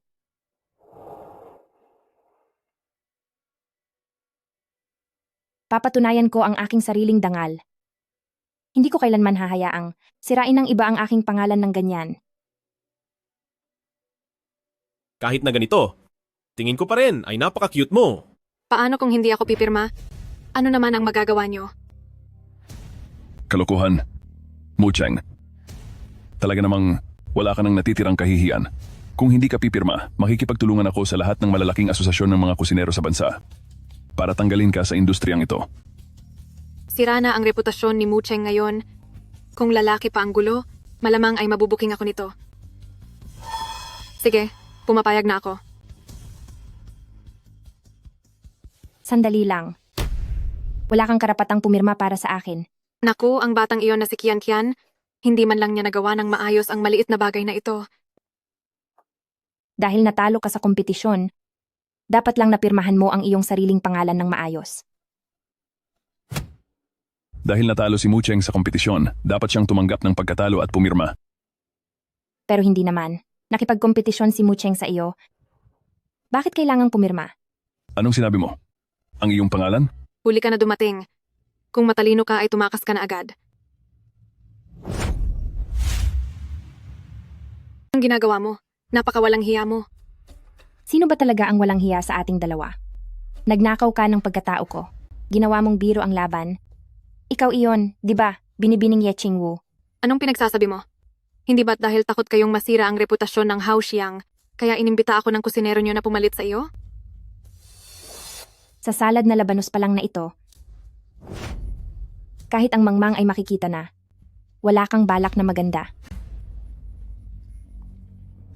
Ikaw pala si Mucheng. Isang peke ang taong ito. Chef Jiang, kung maaari, makipaglaban po ako sa inyo muli. Huwag na. Ang antas ng inyong hausyang ay nakita ko na. Kahit ikaw pa mismo ang pumunta rito, hindi na kailangan makipaglaban muli. Hindi pwedeng masira ang Haoxiang ng dahil dito. Dahil ito ang restaurant na pinaghirapan ni Xie Jingxuan. Sandali lang po. Kayo ba ang isa sa 3 pinakamagaling na kusinero sa bansa? Si Ginoong Jiang Wu? Talagang may kakayahan po kayo. Kaya ba kayo sumuko sa laban? Dahil takot kayo sa akin? Ako? Takot sa'yo? Sige. Lalabanan kita muli para makita kung gaano ka talaga kagaling. Bakit ka nagyayabang? Hindi ka na makakatawa maya-maya lang. Sa tingin ko kay Mucheng, wala naman siyang binatbat. Mas mabuti pang hintayin na lang natin si Kuya Jiang na manalong muli.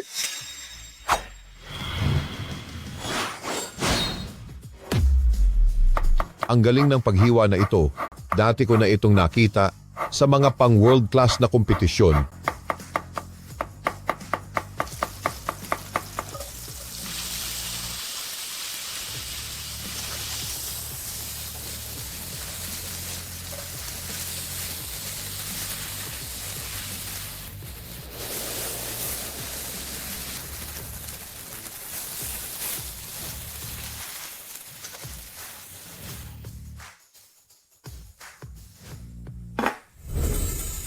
Tapos na. Ayos na.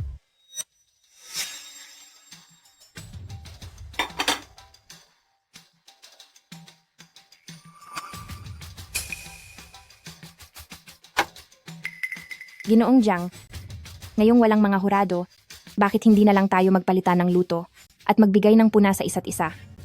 Ang sinumang aamin sa pagkatalo ay kusang susuko. Hindi ka ba natatakot na kahit mas magaling ka pang magluto sa akin ay hindi ko pa rin aaminin pagkatapos kong matikman? Nagtitiwala ako sa pagkatao mo. At dapat alam mo rin na ang pagtatago sa tunay na lasa ng pagkain ay isang pambabastos sa mga sangkap na ito. At ito, ang pinakamalaking bawal sa mundo ng pagluluto. At naniniwala rin ako na hindi kayo ang tipo ng taong hindi tumutupad sa usapan. Masyado akong naging makitid ang isip. Hepe ng kusinang mo? Sige na. Hepe ng kusinang mo. Tuloy po kayo.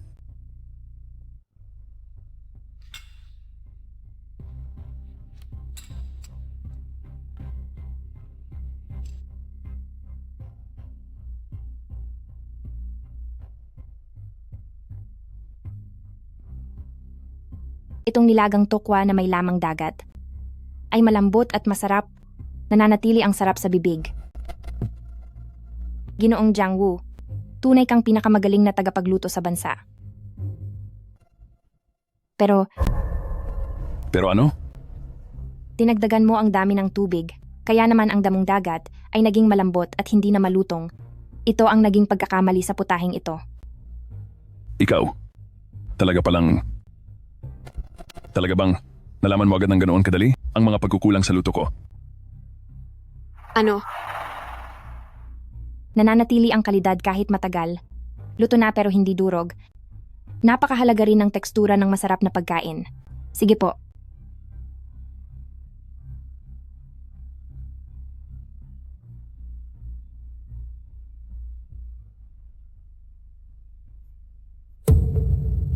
Saan mo natutunan ang putahing ito? Siyempre, sarili ko itong likha. Ito ay talagang... Anong nangyari kay Hepe? Jiang Wu. Hindi ba may paliwanag ang sama ng lasa? Talaga namang napakasarap nito. Ano? Ito ay isang napakasarap na pagkain.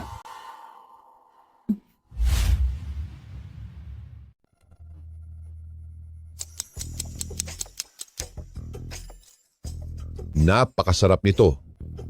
Ang ganito kasarap na nilagang baka sa toyo. Nakikita ko lang ito sa mga world-class na dokumentaryo. Hindi ko akalaing ngayong araw, magkakaroon ako ng pagkakataong matikman ito. Sa labanang ito ngayong araw, tinatanggap ko ang aking pagkatalo. Nanalo ka. Ikinagagalak ko rin na makatunggali ang isang eksperto na katulad ninyo.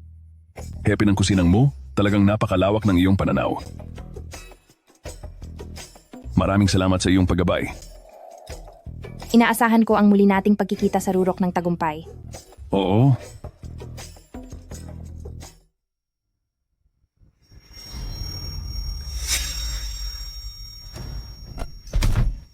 Mucheng, anong maduming paraan ba ang ginamit mo? Para isa-isa nilang purihin ang sarap ng luto mo? Ibigay mo na sa akin ang resipe ngayon din, at hindi kita ibubunyag. Pinagbibintangan mo na naman ako? Bakit? Naiinggit ka ba sa akin? Oo. Hindi lang ako naiinggit. Nagseselos din ako ng husto. Bakit ikaw ang naging maganda at astig na kusinera? Bakit lagi mo na lang akong natatalo? Bakit hinahayaan mong si Exun Feng ay laging nakabuntot sa iyo araw-araw? Binibining Ye Chingwu. Kulang ang iyong kakayahan, kaya huwag kang magwala rito sa harap ko. Punitin ko kaya iyang bibig mo. Subukan mong saktan siya.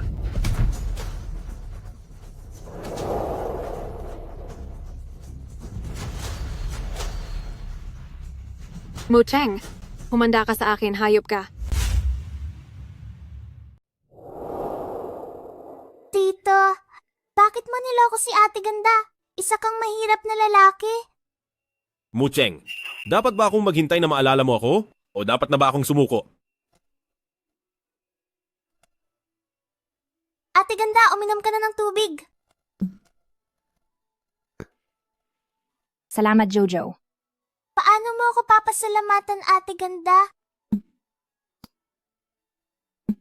Mana ka talaga sa tito mo. Ano ba ang gusto mong pasasalamat mula sa akin, Jojo? Ate Ganda, pwede mo ba akong dalhin sa World of Fun para maglaro? Zozo, kakagising lang ni Ate Ganda? Huwag mo muna siyang istorbohin. Walang problema, Jojo. Sasama ako sa iyo. Sa wakas, natapos ko na ang misyon ko.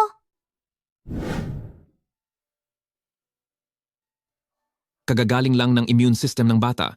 Mas mabuti na huwag muna kayong pumunta sa mga matataong lugar. Maaari po bang sumama muna kayo sa akin? May ilang mga gamot na kailangan nating kumpirmahin. Yian, babalik agad si Papa. Maghintay ka lang dito. Ayos ba? Opo. Tita Yezi, bakit po kayo nandito? Tita Yezi, bakit po kayo narito? Xiaoan, alam ko na ang pagkakamali ko. Mapapatawad mo ba si tita? Sabihin mo sa tatay mo na simula ngayon si Tita Yezi ay makakasama niyo ng mamuhay. Maaari ba? Tita Yezi, pero hindi naman po kayo ang tunay kong mami eh. Hindi ko kailangan na alagaan niyo ako. Mami!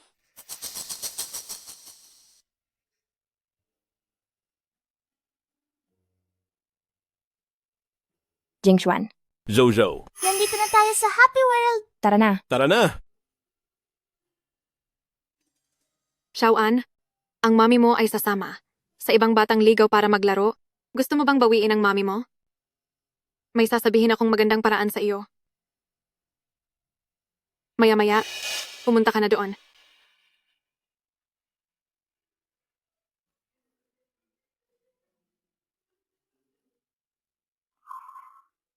Sige, naintindihan ko na. Susunduin ko muna si lolo ni Zozo. Mucheng, maaari ba? Natulungan mo akong bantayan siya? Walang problema. Sige na, asikasuhin mo na ang dapat mong gawin. Magandang ate. Gusto ko pong uminom ng juice. Sige, bibili tayo ng juice ngayon. Pero gusto ko nang mag-swing ngayon din. Ganito na lang. Bibilhan kita ng juice, manatili ka lang dito at magpakabait. Huwag kang kung saan-saan pupunta. Apo. Ganito na lang. Ibibili kita ng juice. Maging mabait ka lang dito. Huwag kang kung saan-saan pupunta.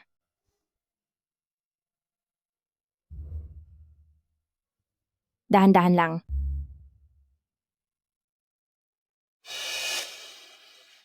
Yian, kung wala lang ang maliit na bastardo na ito, ang mami mo ay sa tabi mo lang sana palagi. Opo.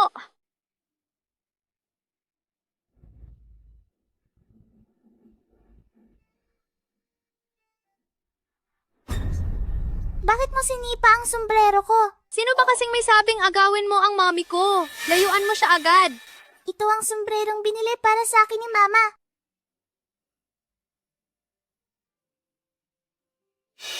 Hindi maaari. Sabi ni Mami, ayaw niya sa batang nambubuli ng ibang bata. Talagang wala kang silbi. Kahit ito lang ay hindi mo magawa ng maayos.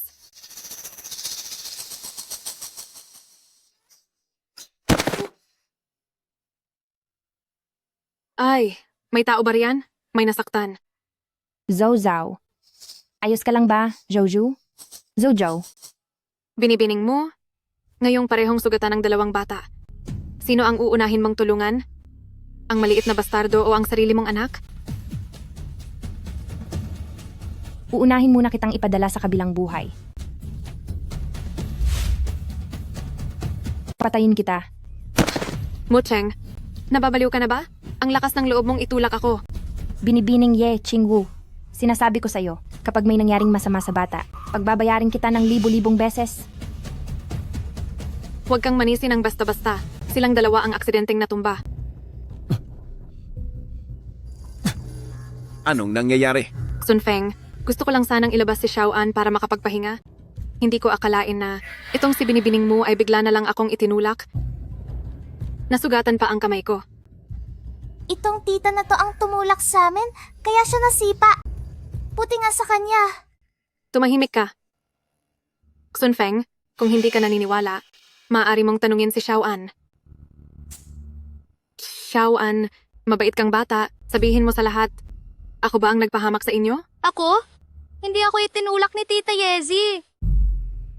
Narinig mo ba? Nagawa pang makipag-away sa akin ni binibining mo para lang sa kaniyang anak sa labas. Sun Feng, magpulis na tayo. Masamang tao. Huwag niyo kaming apihin. Kayo ang pinakamasamang sinungaling. Ang lakas ng loob mong magsalita ng ganyan batang ligaw. Tuturuan kita ng leksyon. Tigil. Anak sa labas na nga nagagawa pang magmura. Tingnan mo, tuturuan talaga kita ng leksyon. Itigil mo iyan. Tingnan natin kung sinong mangangahas na magparusa sa harap ko. Isang bata mula sa pamilyang Xie. Sherry, bakit ka nandito? Anak mo ba siya?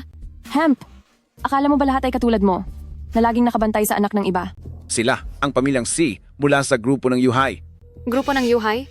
Iyon ba ang pamilyang Sie, nakabilang sa 10 pinakamayayaman sa buong mundo? Binibining Ye Qingwu, sabihin mo sa lahat, ano ba ang dahilan kung bakit mo sila hinuhuli? Ate, itinulak ni Mucheng ang bata mula sa mataas na lugar. Isa itong krimen. Sinasabi mong sinadya ito, pero mayroon ka bang ebidensya? Tagapamahalang eksye. Nandoon ako sa mismong pinangyarihan kanina at maaari ko itong patunayan. Senyorito, eto po ang lahat ng kuha ng CCTV sa amusement park.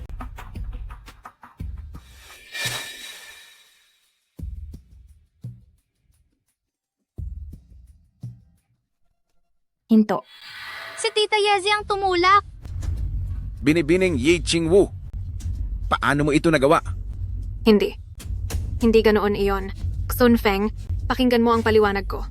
Nawala lang ako sa sarili dahil sa pagmamahal, dahil sa sobrang pagmamahal ko sa iyo, kaya ako nagawa ito. Nagseselos ako kay Mucheng dahil kinuha niya ang lahat sa akin. Patawarin mo na ako. Ang mga personal na usapin ng angkan ng Lu. Umuwi ka na at ayusin mo iyan ng mag-isa. Ngunit, ang salarin na nagtangkang pumatay sa aking apo ay dapat magbayad. Sun Feng, Ginoong Lu Sun Feng, paano mo ito nagagawang gawin sa akin? Mucheng, ikaw na hamak na babae. Wala kang ipagmamalaki. Kapag iniwan ka ng dalawang lalaking iyan, wala kang silbi. Ilayo siya. Bitawan niyo ako. Bitawan niyo ako. Mucheng, patawad at palagi kitang napagbibintangan ng mali. Xiao Mu, salamat sa ginawa mo kanina. Palagi mong pinoprotektahan ang aming si Jojo. Mamaya ay sumama ka sa pamilyang Xie para maghapunan. Magandang ate, uwi na po tayo. Mucheng, mali ang naging hinala ko sa iyo. Ngayong malinaw na ang lahat, bumalik na tayo sa dati. Hindi na tayo makakabalik pa. Ginoong Lu Sun Feng, palayain na natin ang isa't isa at bumalik na tayo sa kani-kaniyang buhay. Mucheng, walang namamagitan sa amin ni binibining Ye Qingwu. Ikaw lang ang tanging mahal ko. Inalagaan ko lang si binibining Ye Qingwu nang bumalik siya dahil... Presidente Lu, hanggang dito na lang. Hindi na magandang tingnan kung magpapatuloy ka pa.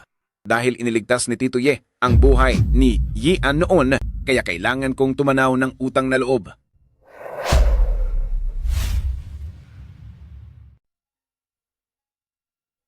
Kapatid, ang lalaki ay dapat marunong lumaban at mangagaw para makaangat sa buhay at makuha ang kaligayahan. Iuwi mo na lang si Xiao munang mag-isa. Noong kapapanganak pa lang kay Yian, muntik na siyang masaktan ng isang baliw na nanggugulo sa ospital. Si Tito Ye ang sumalo ng saksak para kay Yian. Noong oras na iyon ay mahina ka at walang malay dahil sa panganganak. Ayaw kitang mabigla, kaya inilihim ko ito sa iyo. Pero maari ka namang magbigay ng pera. Hindi ba? Nagbigay ako ng malaking halaga sa pamilya Ye. Pero nagpunta si Binibining Ye Chingu sa ibang bansa. Naaksidente siya sa sasakyan doon. Malubha ang naging pinsala kaya hindi na siya magkakaroon ng anak. Sabi niya kaysa sa pera, mas gusto niyang makasama ang pamilya. Kaya naman naging ganoon siya, kalapit kay Yian. Nakakaawa siyang tao. Ngunit ang taong nakakaawa ay siguradong may dahilan kung bakit siya nakakainis. Ang totoo ba ay gusto niyang makasama ang pamilya o ang agawin ng pamilya? Hindi mo ba talaga iyon maintindihan? Ako. Sa totoo lang ay alam mo iyan sa iyong sarili. Kung pagsasama lang ang gusto niya, hindi niya paulit-ulit nasasaktan si Yian. Binibining Ye Qingwu, ang pagsira sa pamilya ng iba ay talagang isang kasalanan. Pero hindi ka rin inosente rito. Ginoong Lu Xunfeng. Hindi talaga tayo para sa isa't isa. Mami, patawad po. Alam ko na pong nagkamali ako. Huwag mo po akong iiwan, maaari ba? Yian, pinapatawad ka na ni Mami. Ngunit magkahiwalay na si Papa at Mama. Kaya dapat maging mas mabuting tao ka na simula ngayon. Mucheng, bigyan mo pa ako ng isa pang pagkakataon. Bitawan mo siya. Ang makasarili mong pag-ibig ay patuloy lang na nananakit kay Mucheng. Ngayon lang magtatapat si Presidente Lu ng tapat. Hindi ba nakakatawa iyon? Ikaw, Xi Jingshuan, nagsasamantala ka sa sitwasyon. Hindi ka rin mabuting tao. Umalis ka sa harap ko. Ikaw ang dapat umalis. Noong nasa iyo pa ay hindi mo pinahalagahan, lahat ng ito ay kasalanan mo. Sigurado ka bang gusto mong kalabanin ang angkan ng Lu? Sino ka sa akala mo? Dahil matagal ko nang gusto si Mucheng sa loob ng 8 taon. Kung hindi lang pinakasalan ni Mucheng ang isang tulad mo, matagal na sanang bagsak ang angkan ng Lu.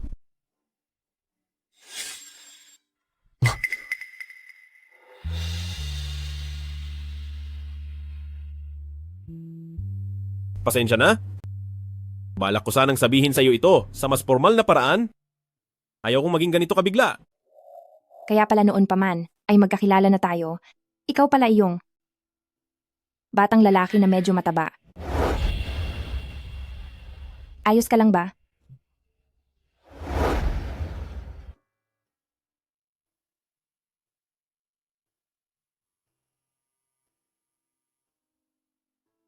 Ito ba ang kinuha mong litrato? Naiinis ka ba na palihim kitang kinuna ng litrato? Hindi naman. Nararamdaman ko lang din ang nararamdaman mo. Pareho lang tayong tanga. Kaya?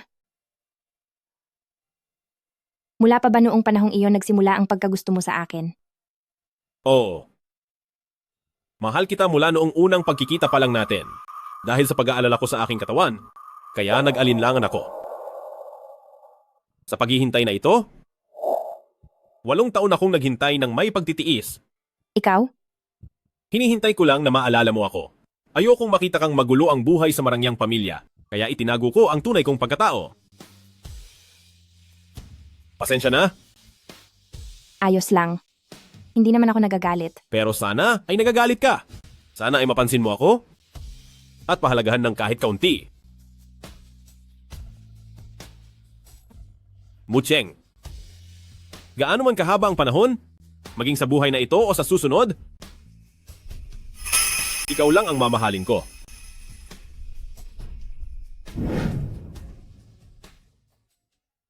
Papa, kasalanan ko ang lahat, kaya nadismaya si Mama.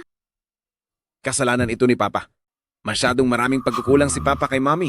Pagkukulang. Sabi pa sa telebisyon, ang pag-ibig ay laging pakiramdam na may pagkukulang.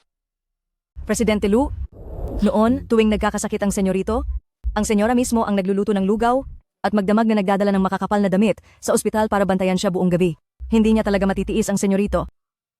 Papa, mahal pa rin tayo ni Mama. Mahalaga pa rin ako sa kanya.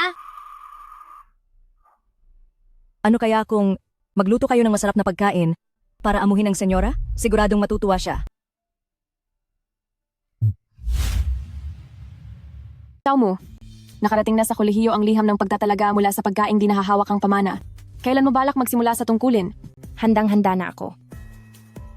Kaya lang, Sige na, pumunta ka na. Dapat lang nakuminang si Mu Cheng sa entablado ng mundo. Palagi akong susuporta sa iyo. maraming salamat. Jing Xuan, Magdagdag ka pa ng tubig. Presidente Lu, pumunta po ang asawa niyo sa internasyonal na pagkaing di nahahawakang pamana. Ihanda ang sasakyan para sa airport. Tara na.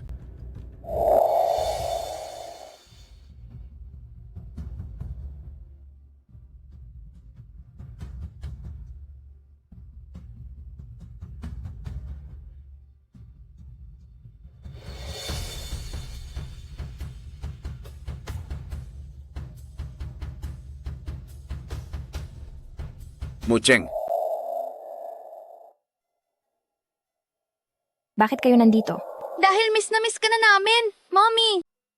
Mu Cheng, binaliwala kita noon at itinuring kong baliwala ang lahat ng sakripisyo mo. Ako ang nagdulot sa iyo ng panghihina ng loob at naging dahilan ng iyong pag-alis. Naparito ka ba? Para lang sabihin ang lahat ng ito. May isa pa akong bagay na gustong sabihin sa iyo. Mu Cheng, sana ay mabuhay ka sa paraang nais mo at maging maningning.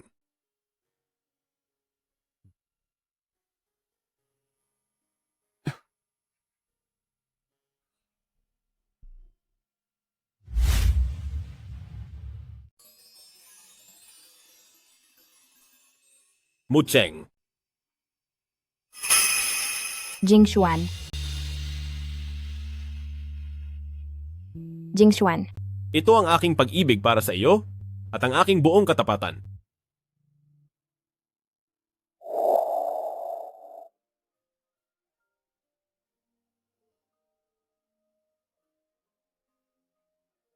Mu Cheng,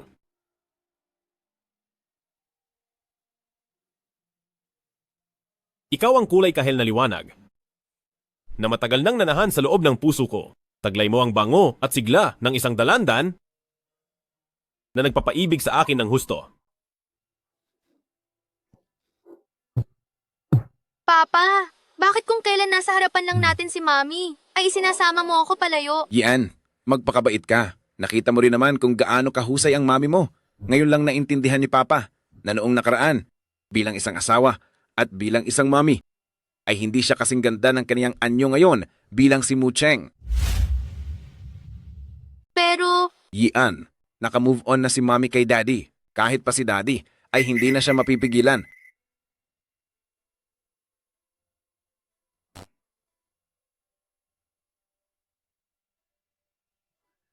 ano pa ang silbi ng paggawa natin ng cookies?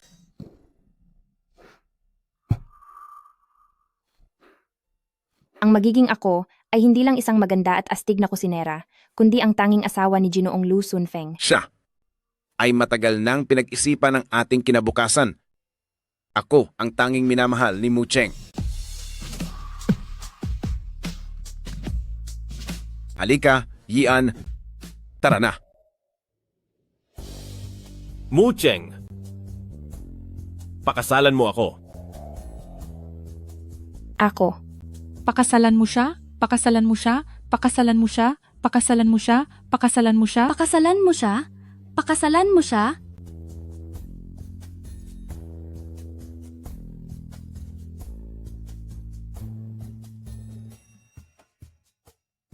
Mommy! Mami, huwag kang pumayag sa kanya. Sandali lang. Mu Cheng, huwag kang magpakasal sa kanya.